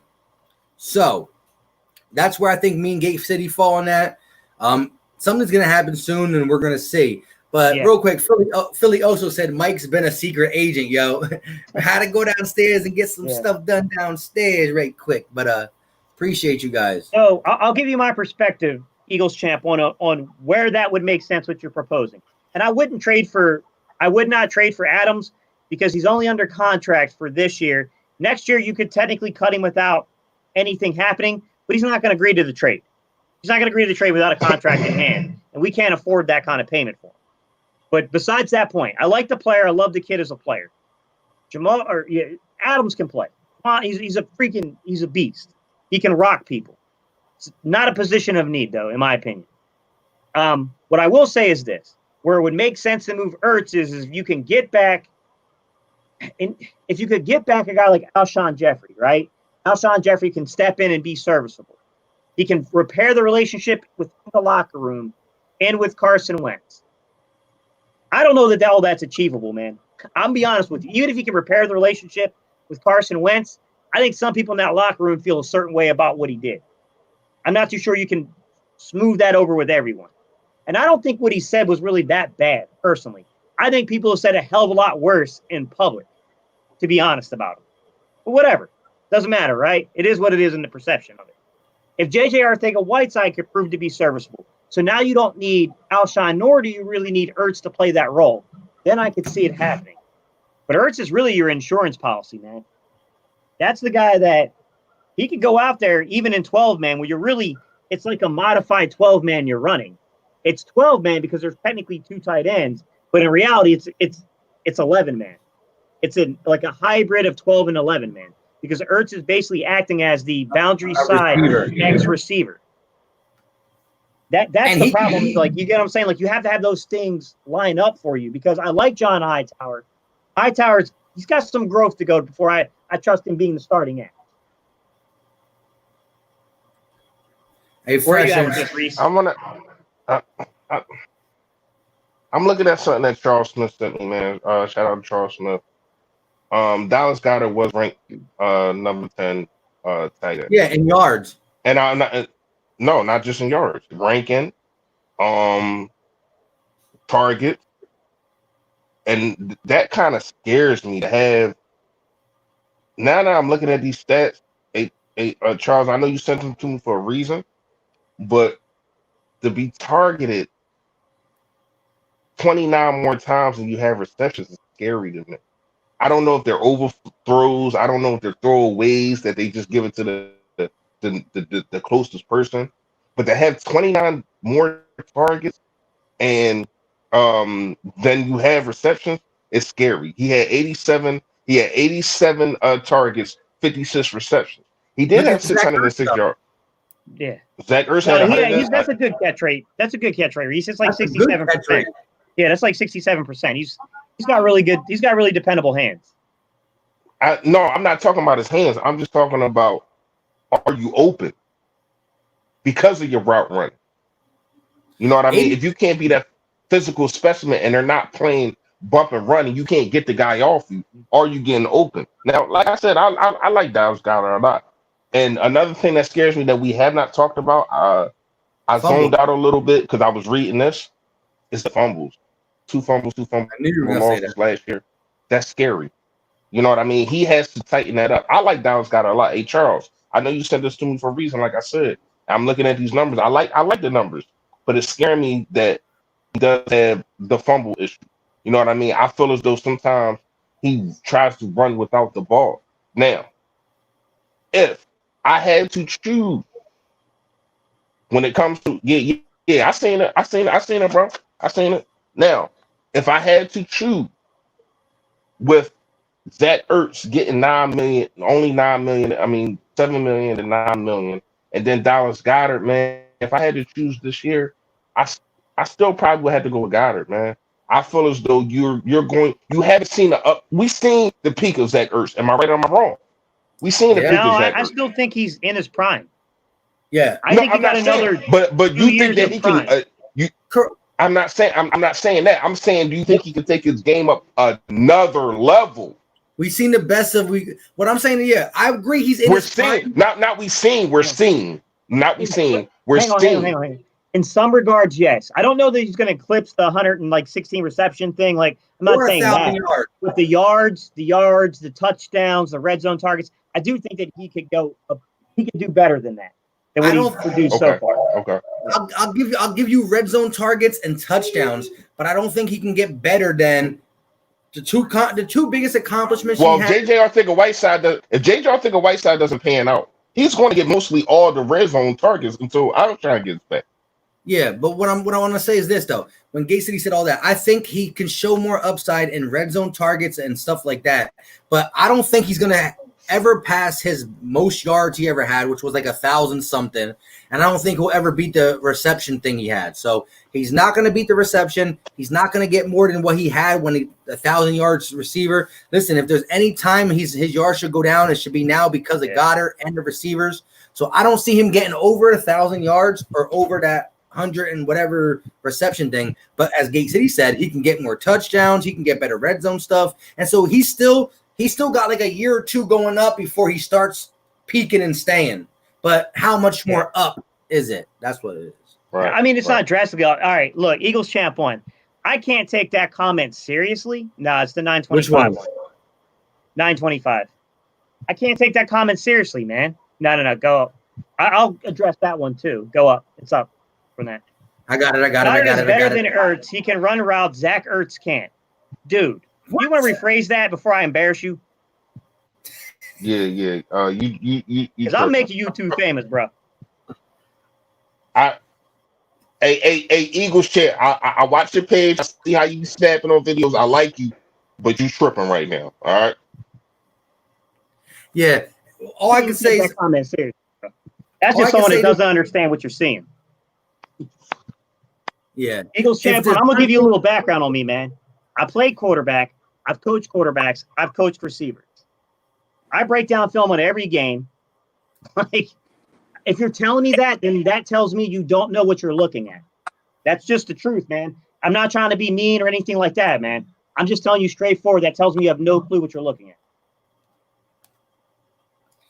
Hey, shout out to my guy D Block 11X.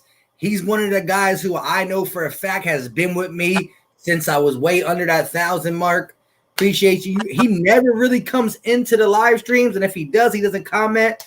But yeah, he think he's agreeing with that. And to elaborate, the way Zach Ertz gets the balls rolling to him is because of his route running.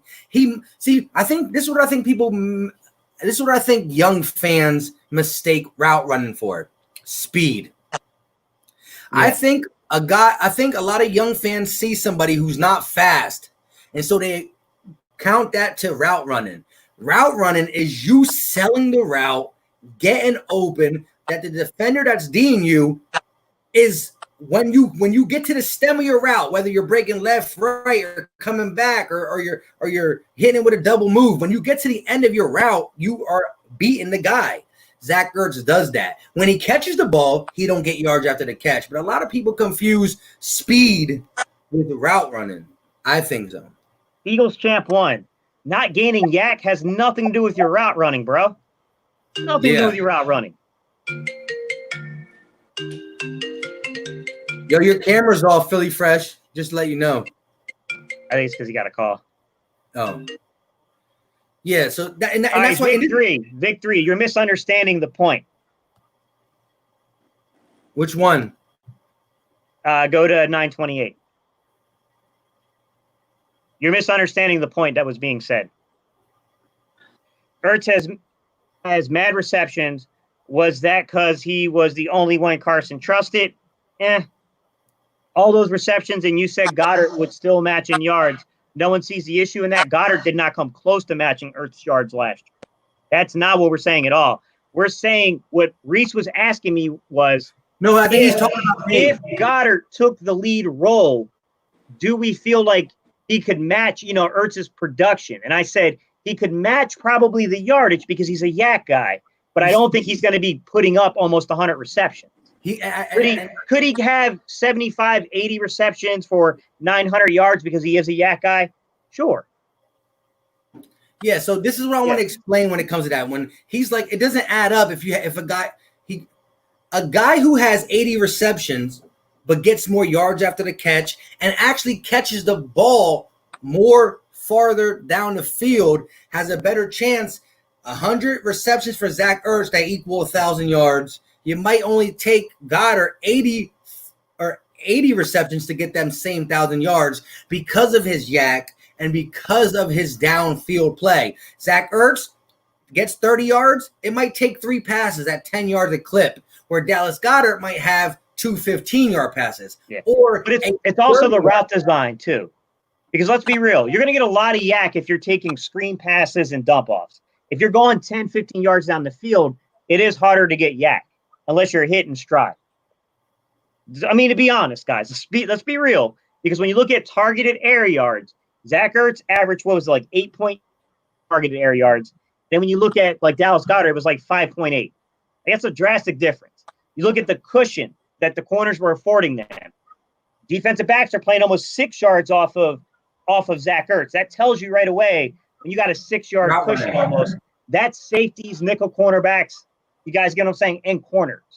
When you're, 5, a little under 5.5 to about 4.5, that's a mix. That means sometimes you're facing safety, sometimes you're facing nickels, but you're also getting a lot of coverage being mixed in with linebackers. So you're getting opportunities because you're playing linebackers to use your athleticism to your advantage.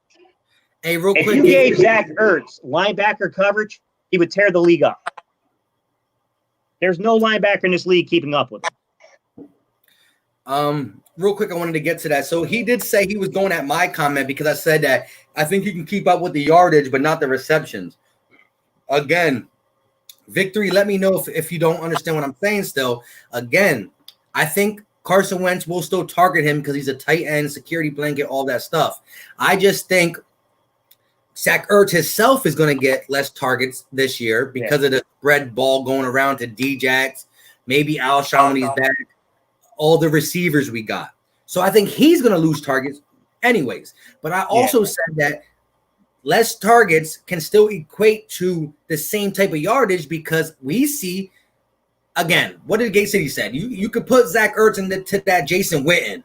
He's going to run a nice hitch route, a nice little 5 and out route, and he's going to get you that solid 7, 10, 5, 7, 10, 5, 7, 10, 15, where Goddard is going to be a guy who gets that 10, 10, 25, 17. So his yards per catch will be better, I think, as he goes further because he's a Kelsey guy.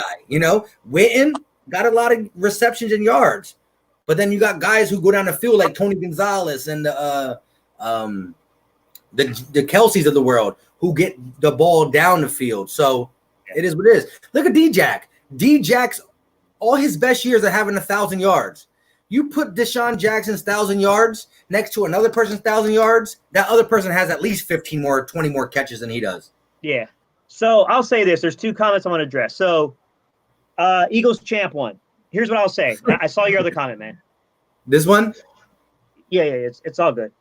Look, I'm not coming down on you, man. Everyone's entitled to their opinion. That's fine. But just understand, that's a major projection. You're talking about Zach Ertz is probably a Hall of Famer. That's a major projection to make, man. And look, I'm not down on Dallas Goedert. I think Dallas Goedert can play. But I do think some people try to sell Dallas Goedert as if he's much further along in his development than what the truth actually is. Physical specimen, man. Crazy, lengthy dude that can go up and take the ball over people. Physical runner. There's a reason why they are using him on screenplays, and it goes to the other comment. Yes, partially it's due to his lack of route running. He's got to learn more. But it's also because he's an incredible yak guy. Dallas Goedert is incredibly difficult to bring down. If you give that kid a full steam of momentum going, he's hard to bring down. I mean, he's going to hit you. He might put the ball on the ground, as Reese said, but he's going to hit you. And that was the stat I wanted to bring up, guys, because some of y'all said, but Ertz fumbled the ball once too. Right. On 135 attempts one time, the Goddard's 2 fumbles on 80-some attempts. Hold up. You got to get a reception. You got to keep that ratio. You can't say the attempts. You got to say the reception. You can't say Yeah. because you can't have just say targets. You got to say receptions. That ain't fair, Gig City. Sexy Well, no, I vegan. mean I get attempts are attempts, but I mean, No, but you can't fumble just on an attempt. You know what I mean? It has to be a reception for you man, to you ever fumble. seen Nelson That's Aguilar? Yeah, but first of all, his new name is Triple A.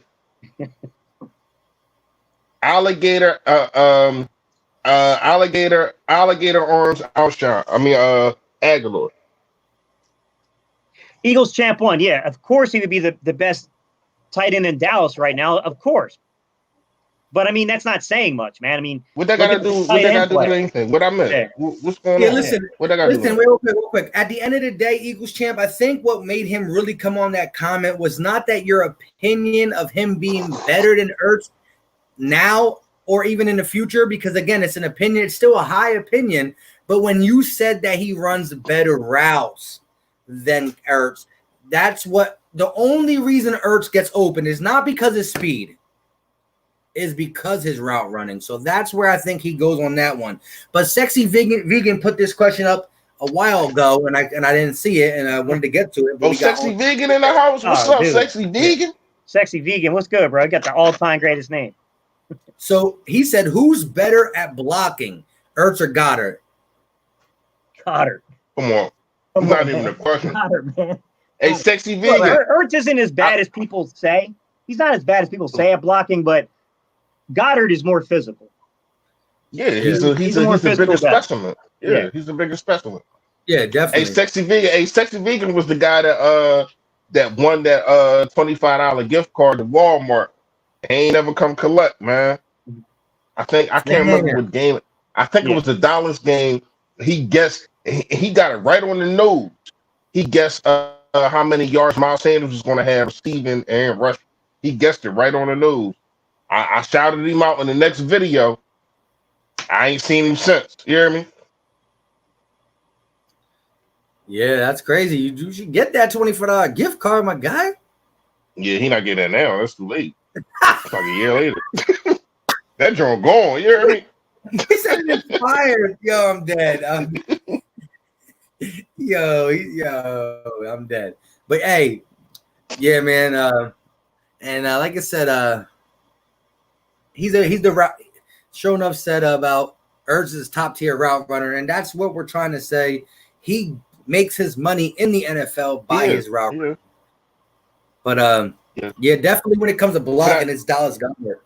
Even though Go ahead.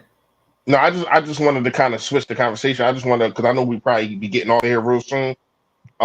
This is a question that I've been wanting to ask, but yeah, I know it's about that. It's closing time, but back to what I was saying, I wanted to ask y'all real fast, and in the chat, of course, you already know. Where do you after this season is over? Not right now. Where do you think Miles Sanders will be ranked as a running back? Top 10. Top That's 10. it. Top 10. Yeah, top 10, I'd say. Yes. So where's you say yes? So where do you think he ranked now? Top 15? Yeah, he's pretty close, man. Right around that 15. Top 15, top 20-ish right now, I'd say. Hey, Karen, no, you can't collect it. I left that up there for a while. No, I just read it. I'll be reading the Jones ahead, man. You be kind of slow in the comments. Hey, Charles, I did see your comment. I ran the numbers for you. I'm playing with you, bro. If you took the yards, divided them by the receptions, multiplied that by the 30, he'd have 921 yards. That's what he would come out to be. Right? Basically where Zach Ertz is. But you're assuming he can make those receptions. That his route running would be good. You get what I'm saying? Algebra just happened? What happened? He said the algebra just happened. Yeah, wasn't the algebra? What did you just say?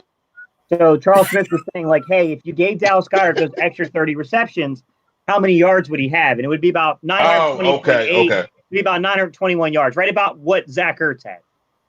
So wait, Philly Fresh, to your question. So let's get to these answers. My Show Enough 215 says Miles top 10. Carol Poole says top 15. By the end of the year? By the end of the year, y'all saying, right? Okay. Yeah. Jalen Williams says 8 to 12-ish. Mm-hmm. And then that's about it. I thought it was more of them, so we're done. I ain't gonna lie. I got him at 7. I got him at 7. I can't name from what I've seen. I'm saying he's a rookie. I'm saying what he will be, not what he is right now. I got him at 7. I don't see more than 6 or 7 running backs better than this kid after next year. And you know what I really love? I love because, like I said, I don't know how many people watched it, but I did a Miles Sanders and LaShawn McCoy compare video, and I love that. Listen, I watched the first 30 seconds. I watched it. Yeah, and so anyway, so like all right, again, I'm messing with you. Go ahead, bro. Nah, you cool. I know you always quit my videos halfway through. Anyways, but What? No, I don't. Get out. He just caught it. Yeah. No, I don't, man. At least I watch it, man. I ain't seen Gate City in about 3 weeks, Jeremy. Hey, bro, I'm out here plucking feathers from chickens and shit, collecting eggs. Yeah, right. I'm messing with you, bro. I'm messing with you. I know, man. We all live lives, man. Yeah. Go ahead, go ahead, though, Mike.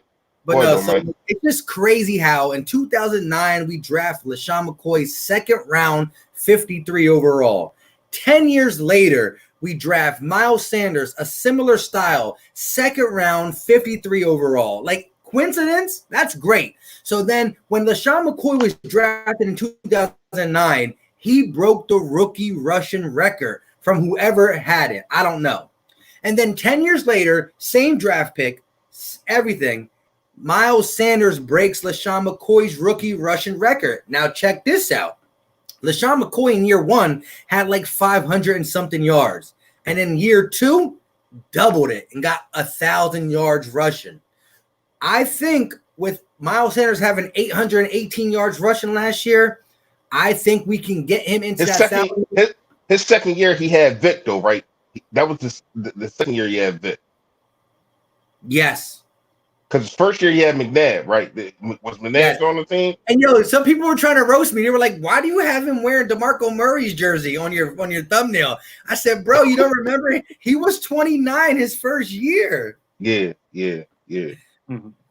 But anyways, to come down to it, like I think Miles Sanders can take a really big jump. The only scary part of it is the fact that it's either Deuce or Doug who loves the committee so much that he might not get the touches that we used to see our guys get. But listen, people thought LaShawn McCoy was little. They're the same height. Miles Sanders got 4 more pounds than him.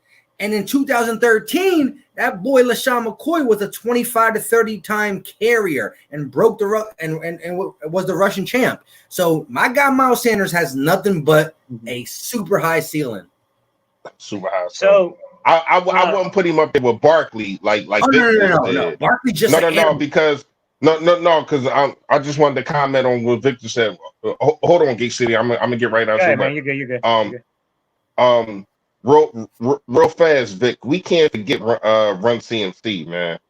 Run CMC. Oh, what? 1,000 rushing, 1,000 receiving on that team, man. And here's the thing with Run CMC, real fast, man. Let me say this real quick. All right, go. Somebody asked me, one of my Saints fans at work said, I believe Michael Thomas was like in the top 5 of yards after the catch. So I looked up on Friday who has the most yards after the catch. Michael Thomas is 5th, but the number 1 person in yards after the catch, and these are only counting his yards after the catch, was CMC. Yeah. So, hey, listen, Run CMC to do that on that team when everybody know who we have to stop. Not the quarterback. I think his name was Anderson or something. Not the quarterback. We have to stop CMC. And for him to still put up 2,000 yards, one rushing and 1 receiving, man, this dude has a chance to be the best back in the NFL. Go ahead, Gate City. My bad. Hey, Charles, what percent are you referring to, man? I need to know what percent you're looking for. Also, I'll cover that Foles topic if you want me to, Mike. I don't know that any of us have ever bashed him. I don't understand the comment, man. I mean, to my knowledge, none of us here have bashed Foles, but I mean, not on this page. Foles has always been fairly decent in Philadelphia. He just hasn't translated that success anywhere else. And he hasn't been able to do it a full season because we haven't asked him to do it a full season. Consistently. On these 3 channels, we speak the utmost respect for a guy like Nick Foles. The only thing we will say, as all 3 of these guys, is if we could have kept him, maybe we would have. But maybe that behind Carson Wentz, blah, blah, who cares? But we all know that we had to go with Carson Wentz going forward just because everything that transpired. In a sense that when people talk about Carson Wentz not being healthy, we haven't seen it from Nick Foles too. And Nick Foles was special in short spots. Could he do it 16 games into the playoffs? We don't know. But we all got love for Foles. We'll continue. But here's the thing. Here's what a lot of people fail to realize, man. Gate City, I know you appreciate it because you played quarterback. Mm-hmm. When a team is yours and you are looked at to bring it to us, to bring us the Super Bowl, to be the franchise guy, to put the team on your back, it's way harder than just being thrown in 11-2 team and being said, go ahead and do it and just swing it. When Nick Foles was out there, you can tell, especially in the Super Bowl, he had no care in the world because nobody was going to bash Nick Foles for losing that Super Bowl. If Carson Wentz was at him and he would have lost that Super Bowl, he would have been bashed. You know what I mean? You was the MVP. Why you couldn't get the job done? Yada yada yada. Nobody was ever going to criticize. Even Philly fans would not have criticized Nick Foles for losing that Super Bowl. We criticized McNabb. Why? Because he's a franchise quarterback. Because he's supposed to bring us that championship after having us go through 4 NFC championship games that you lost. So, and then you threw up. So, but anyway, I ain't gonna tell you how I feel about that. But I like Foles. He was in the perfect position. He caught lightning in the bottle. He did what he had to do. But I'm tired of people telling me that he was a better quarterback. He is a better quarterback than Carson Wentz in a Philadelphia Eagles uniform. He wasn't, and he's not. Because at the end of the day, people forget about the Oakland game. People forget about the Atlanta game. People forget about the game, the other Atlanta game in the beginning of 2018 season, where they had to run the Philly special again just to get the offense rolling. If y'all remember this, you know what I mean. So let's not just act like Nick Foles is this guru. I like Nick Foles. He brought us a championship, Super Bowl MVP. He got his cleats, his shoulder pads, his chin strap, his mouthpiece, everything in the Hall of Fame, but his name. You know what I mean? So I like Nick Foles, man. But hey, come on, man. Charles, it would be 75%. So his receiving rate would be 75%. You're also talking underneath routes, and you're also assuming it would only take 117 attempts to get those 30 added 30 receptions. So that would bring him up, the 88 receptions on 117 attempts. But that's a lot of assumption there. But it would be 75%.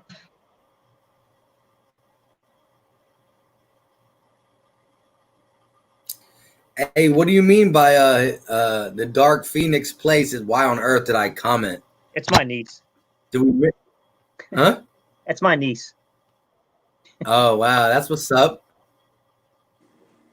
Shout out to Gate City's niece in the building. Okay, Dark Phoenix. But yeah, man, we right around 3 hours and 13 minutes. We got 48 people total watching right now. Appreciate you guys for hanging in there as long as you guys did. This ain't one of our longest, and we still got maybe a couple more minutes on here as well. But do us a favor, and wherever you're watching it, because if you're in different chats, you won't see 48 people totally there because 48 people is a total watching, but we're in 3 different channels. We're on 3 different channels live. So do us a favor, click off that X button of live chat, smash that like button, and come back and holla and chat it up with us for a little bit more as we, go about our night. It's about 9:51. I think we might as well rock out to 10 o'clock flat. You know the commercial. Where are your kids at 10 o'clock? You know what I mean?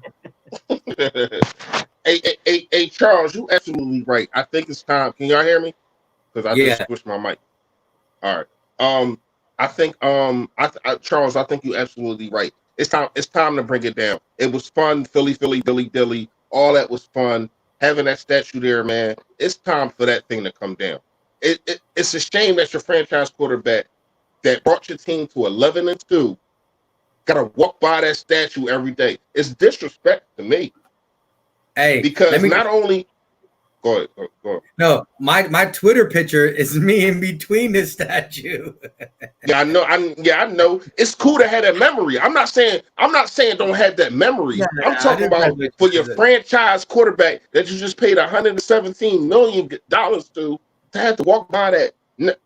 See, it's not like he got to walk by that once a day. He got to walk by that every day when he goes to the NovaCare complex. You know what I mean? So, like, even though he's probably not a jealous guy, but everybody got jealousy in their heart and their soul. Just keep it real.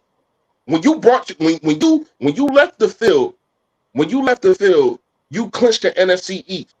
You beat a team that you was fighting for. You was beating a team that you was fighting for the number 1 seed, right? And not only that,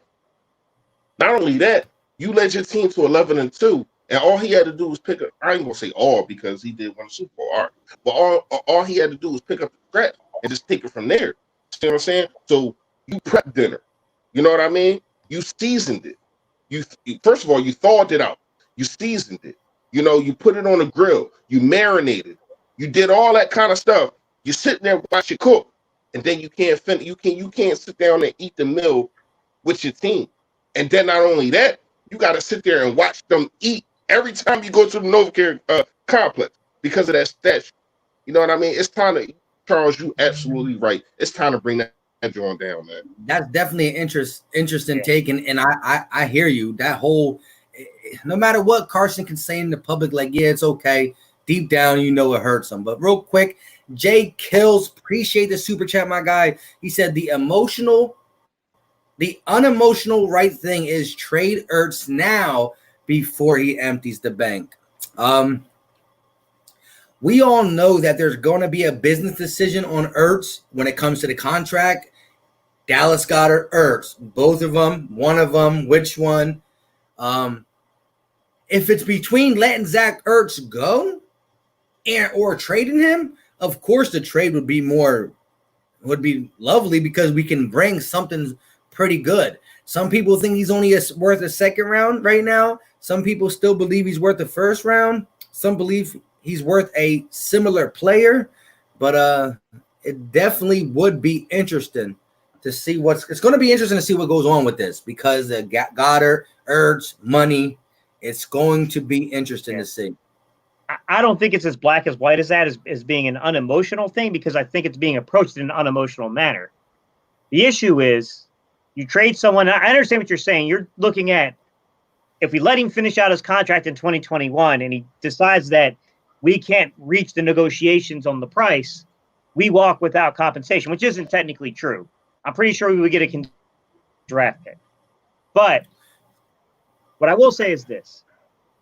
It's easy to say those things and to say to trade them, but when you don't have answers at your ex receiver and you don't know if your possession receiver is going to be there and you trade away probably your best possession receiver from tight end receiver, it doesn't matter how you want to classify it. Ertz is he's your best possession guy. No doubt about it. That's a hard thing to do because possession receiver he is. You got to have a guy that your quarterback can have as a safety net. And I love Dallas Goedert. Dallas Goedert has utility. He's got use. Dallas Goedert is a more traditional tight end who has a lot of big play abilities if he can get the route running down. I don't think he'll ever be, just like Zach Ertz is never going to be able to do what Goddard can do in terms of the yak, breaking those doing that kind of stuff. I don't think Goddard's ever going to be that type of receiver that Ertz is either. It's got to be calculated. It's got to be a very calculated decision because if Jeffrey never gets back in the building, if JJ doesn't live up to it, and Rager is a fish out of water at the X, you got a problem on your hands, man. Without Ertz, we do. You got a big problem. Real fast. Can I respond to the super chat, or you want to go? Well, that's what I was gonna do, but you can do it. I mean, shout out to Super Chat J Kills. Let me ask you this real fast, right? Read it though. Like You you messing gotta give it the whole. Gotta give it the whole. What I gotta do? Shout out my guy J Kills for the Super No, Chat. read the question, dog. Read it out loud. If the statue isn't a motivation for Wentz, he's mentally weak for being a franchise quarterback. I totally 100% disagree, man. Let me ask you this, right? You messing with a bad chick, right? She bad, you like her, you feeling her. You know what I mean? Y'all getting into a relationship. But she got a picture of her last dude above her headboard. And y'all been messing with each other for a minute. No, seriously. And you tell her, listen, shorty, I ain't trying to see that. Are you mentally weak? No, you like, come on, man. Like, it's about us now. This ain't about her. It ain't about being weak. It's about y'all showing me, yo, it's about me now. When y'all going to do that? Because every chance I get, it seemed like it's not about me. The drafting of Jalen Hurts, the saying that you're going to go and get Colin Kaepernick, who we have not talked about this stream. You know what I mean? Doug Peterson saying that he would try to go get Colin Kaepernick. I talked about that yesterday in my stream a little bit. No, I said in this stream. I understand that. I understand that, Mike. I'm just saying. We get to that. Haven't talked about it. Who we have not talked about in this stream. You know what I mean? And for somebody that commented earlier talking about some Nick Foles saved 2018. How? I mean, we forgot that. First of all, Wentz came off LCL, and let's not forget the reason they rushed Wentz back because Foles was sticking it the hell up. That's number one. Number two, Foles. I mean, when Carson Wentz. I'm about to get at people that that forget. They forget a lot of things. Let's not forget when Carson Wentz came back. It was no Alshon. It was no it was no Sproul.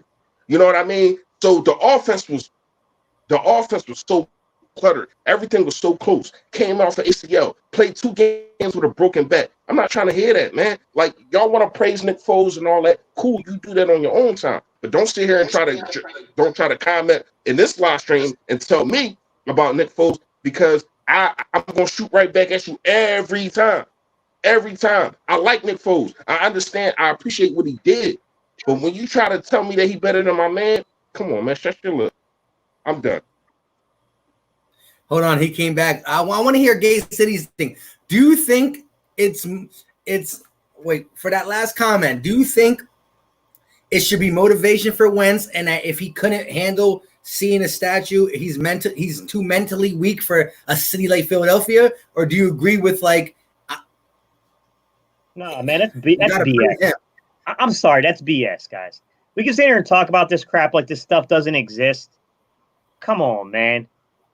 Anyone, I don't care who you are, you can talk all the crap you want to over the internet. If the roles were reversed and you were in Wentz's role, you may not publicly speak it or say it. You're going to feel a certain way. You're fronting if you're trying to say otherwise. It's a ridiculous conversation, in my opinion. Hey, at the end of the day, what I can say is this.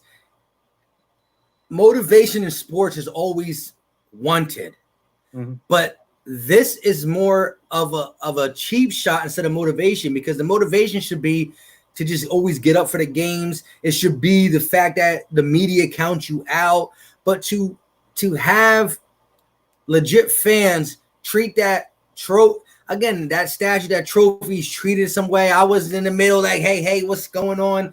And at the end of the day, could Nick Foles get that opportunity if Carson didn't give it to him and vice versa? It's just so many what-if games, and I appreciate Foles for what he did, but it's very tough to, like you said, with your analogy, which now he got on. He said, again, appreciate the super chat, my guy. Jay Kill said, your analogy would mean Foles is the baby daddy and you're temporary. It is what it is. How was that? How was that when Foles is not around? No. So wait, so you honestly feel, Jay Kills, that Carson Wentz is temporary? Because I still am a firm believer. Before my guy retires, he will have his own Lombardi. So temporary means like, oh, you said two. That's even bigger. But temporary means I got to get into. temporary to me sounds like you're saying like he's gonna be here for a couple more years, do this, do that, but not accomplish what the quote unquote baby daddy did. So here's my thing. If we're gonna go to baby daddy role, right? Let's just say this. He's the baby daddy. I'm not temporary. Not only am I going to get her pregnant, but we gonna get twins. What's up though? What? What kind of analogy was that, Mike? No, listen, Philly. He said Hey, Mike. No, I got you. So he got the one piece. So not only am I not going anywhere, I'm going to wife it up, and I'm going to put twins in her. You know what I mean? Here's my thing, though. All right. Why did people forget? Like, all right. When Foles catches fire, he caught fire. I'm not going to take that away from him. Will we act like every game Foles played in, he was exceptional? No. He stunk it up in the regular season in 2017. I was Barely at got that by game. Atlanta. Wasn't very good at the beginning of 2018. He was very inconsistent. Let's just be real. Now, do I like Foles, and do I think Foles is probably the absolute best backup in the NFL? A guy who, on the right system with the right team, is a starter? Yes. Do I think Foles makes very smart decisions with the football? Even though he takes risks? Gates, Yeah. I'm gonna let you go. I just want to ask you this, because before I forget, you think he's better than Andy Dalton? Yeah. Well, you know what? I think he's better. I think he's more proven in big moments than Dalton. Okay, that's fair. Yeah. But, I mean, if you're talking about from a skill set, it's a push to me. That's a push. Right. I got you. Yeah, because at least we could say Andy Dalton was a starter who won 10 games, 5 years, who won at least I forgot what the exact thing is, but he was a winner in the Bengals, where they're not a great organization with a big name organization. And so he hasn't won the big game, but like every day, again, that's Nick Foles' problem. He's great in the big game, but he can't do it consistently except for being on the Eagles. But go ahead, Gate. Yeah, go ahead, Gate. For what? What exactly, guys? I missed something. You were saying how Nick Foles makes smart decisions, even though he takes risks. Oh, yeah. Like Nick Foles, like, look, he doesn't, like, sometimes you can look at someone like Foles and say, like, man, he's just throwing it up and hoping for the best. But in reality, watching him as a quarterback myself, nowhere near ever as talented as that guy is. He's putting the ball where you're supposed to put it in those risky opportunities. He's where Wentz will, every quarterback does this, where they feel the stress against them. Wentz has a tendency to try to zip it in with arm strength, where Foles would just try to kind of put it up in a certain place and allow his guy to try to go get it. And I do think that Wentz needs to not rely so much on that arm strength and just trying to, through brute strength, force that ball through crazy windows, which sometimes he has crazy success with. And, like, there's only 2 or 3 guys, I think, in the league that could ever match his arm strength and make those plays. But I don't always think that's the best play to make. You know what I mean? Like, I'm not saying that Wentz can't take lessons from Foles and can't learn from Foles, but I'm also not saying Foles is anywhere near as talented as Wentz. He's not. He's just not as physically gifted. Yo, what's up with all now we got all these Baby daddy. Yeah, because Victory says Nick's the baby daddy who comes every now and then, and Carson's the stepdad that stayed home and raised the kid. Yo, hey, but crazy. You started it fresh with the whole boardroom. No, I'm just saying. I follow that's the same way. Hey, 20 Vision said something. I don't know how long ago this was. He said, "What you talking about? I would hit that harder." I don't understand that. Yeah, I think he's saying, you know, he's the whole female analogy. You know what I mean? You hit that harder. Okay. That was around that time. I don't know. Yeah. That's because the comment section be going sideways. I don't know. Yeah. Hey, at the end of the day, I said we're gonna go at 10 o'clock, and now it's 10:05. So appreciate everybody. You know, we solid 3 hours and 29 minutes. You know how we do. Hey, Gates, update everybody on that podcast, man. All right, guys. So we're gonna have to put out about 3 episodes for y'all. Reese and I kind of got some things together. Mike's going to get us some stuff, and then we're going to kind of finalize it. I totally messed up. I got a couple ideas for the podcast episodes, but if y'all can do us a favor, you can leave in the comment section here if you want, or just go to either Mike's page, my page, or Reese's page. Let us know what upload schedule works best for you guys, because we're going to do it once a week.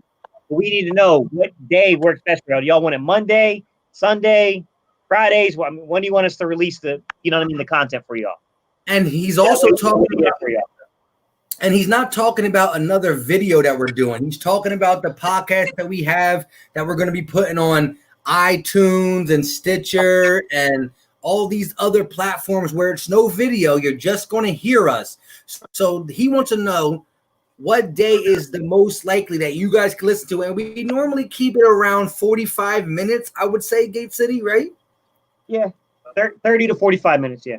So 30 to 45 minutes. It's a podcast that you can just listen to. So if you're doing an activity at work, doing this, that, or the third, you can just rock it in your ears and listen. You don't got to see our faces acting the fool.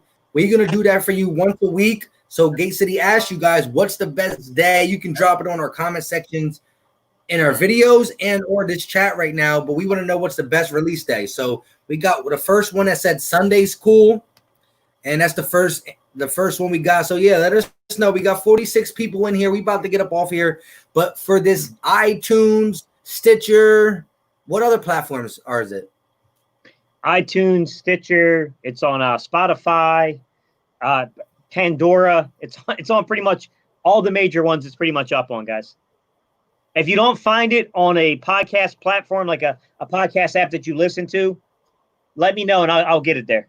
All right. We got a Monday. Happy Father's Day to everybody in the chat. Yeah, shout out to everybody. I'm going to hit you guys up via text message. We can't hear you, my guy. Or unless you're talking to somebody. Yeah. I'm talking to Charles Smith, man. We still snapping about the Nick Foles thing. Go ahead. Got you. Okay. Nah, you're good. The best not recording on the. No, what I was just saying is, shout out to everybody. For those who are in the chat who are fathers. Happy Father's Day to everybody. And I haven't said it to you two guys because I'm going to text you guys personally tomorrow. You know what I'm saying? So, well, if you're wishing me Happy Father's Day, Mike, you know something I don't know, bro. Oh shit! Yeah, I forgot. Wait, what happened? He's not. He don't have kids. Mike done found dirt on me if you find that out, bro. Come on, like you don't know about the kid in Massachusetts? Oh, you got kids, man. You just got chickens. Yeah, so happy chicken day, my guy. Hey, what you say, Charles? Hey, Mike, hold on. Charles saying something to you. I said, Mike whipped my ass in Madden, but we had a real good game the last game. He pulled it off. Hey, let me just say it now. Hey, Philly Fresh and Gate, listen. So we played the first game. It was like Carolina and Atlanta. I 20'd them real quick. We quit. We played another game. We played another game.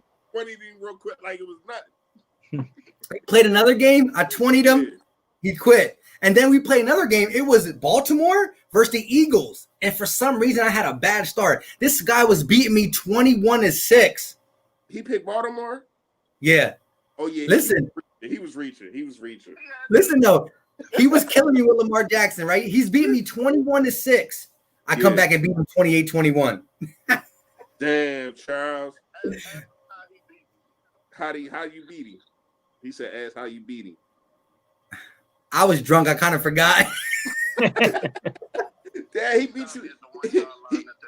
He beat you while he comatose. It was close, though. That game was real close. But listen, Charles, I'm drinking again, and I'm about to play some Madden. Let's get it popping. I'm all ready. All right. Man. Are y'all ready? You know what time it is. Hey, but anyways, make sure you guys hit that like button on the way out. We appreciate you for hanging out with us. We talk mostly Eagles, but we go through these little episodes where we talk nonsense. And for the guys who can hang in here and talk nonsense with us, We really appreciate you, because now that just shows you appreciate us more than just Eagles talking. You actually rock with us when we talking the shenanigans that we talk. So we appreciate it. Make sure you smash that like button on the way out for whatever channel you're watching it. And go ahead, guys. Say what you guys got to say. All right, guys. I saw the comments there. I'll try to get these podcasts up on like Sunday nights. So that way on Monday mornings, you guys got them. But we're going to talk a little bit after this, and then we'll get it worked out, guys. All right. You already know how I sign off, guys. You know what it is. EAGLES. Let's go, Eagles. Hey, man, y'all. Go ahead, Philly. Man, your boy Philly Fresh, a.k.a. the General, man. Just reported for duty, man. Gave y'all another 3.5 hours of good content. We chopped it up about the Eagles. We chopped it up about whatever. You know what I mean? If you just, getting here, welcome to the Battle Birds family. You know what I mean? If you stuck in, you see what we do. So appreciate everybody. Hit that like, hit that subscribe, man. Once again, I'm almost at that 1K, so make sure y'all hit that subscribe button, man. Also, them 2 guys above me, man. Y'all know what it is. Stay Philly, stay fresh, y'all.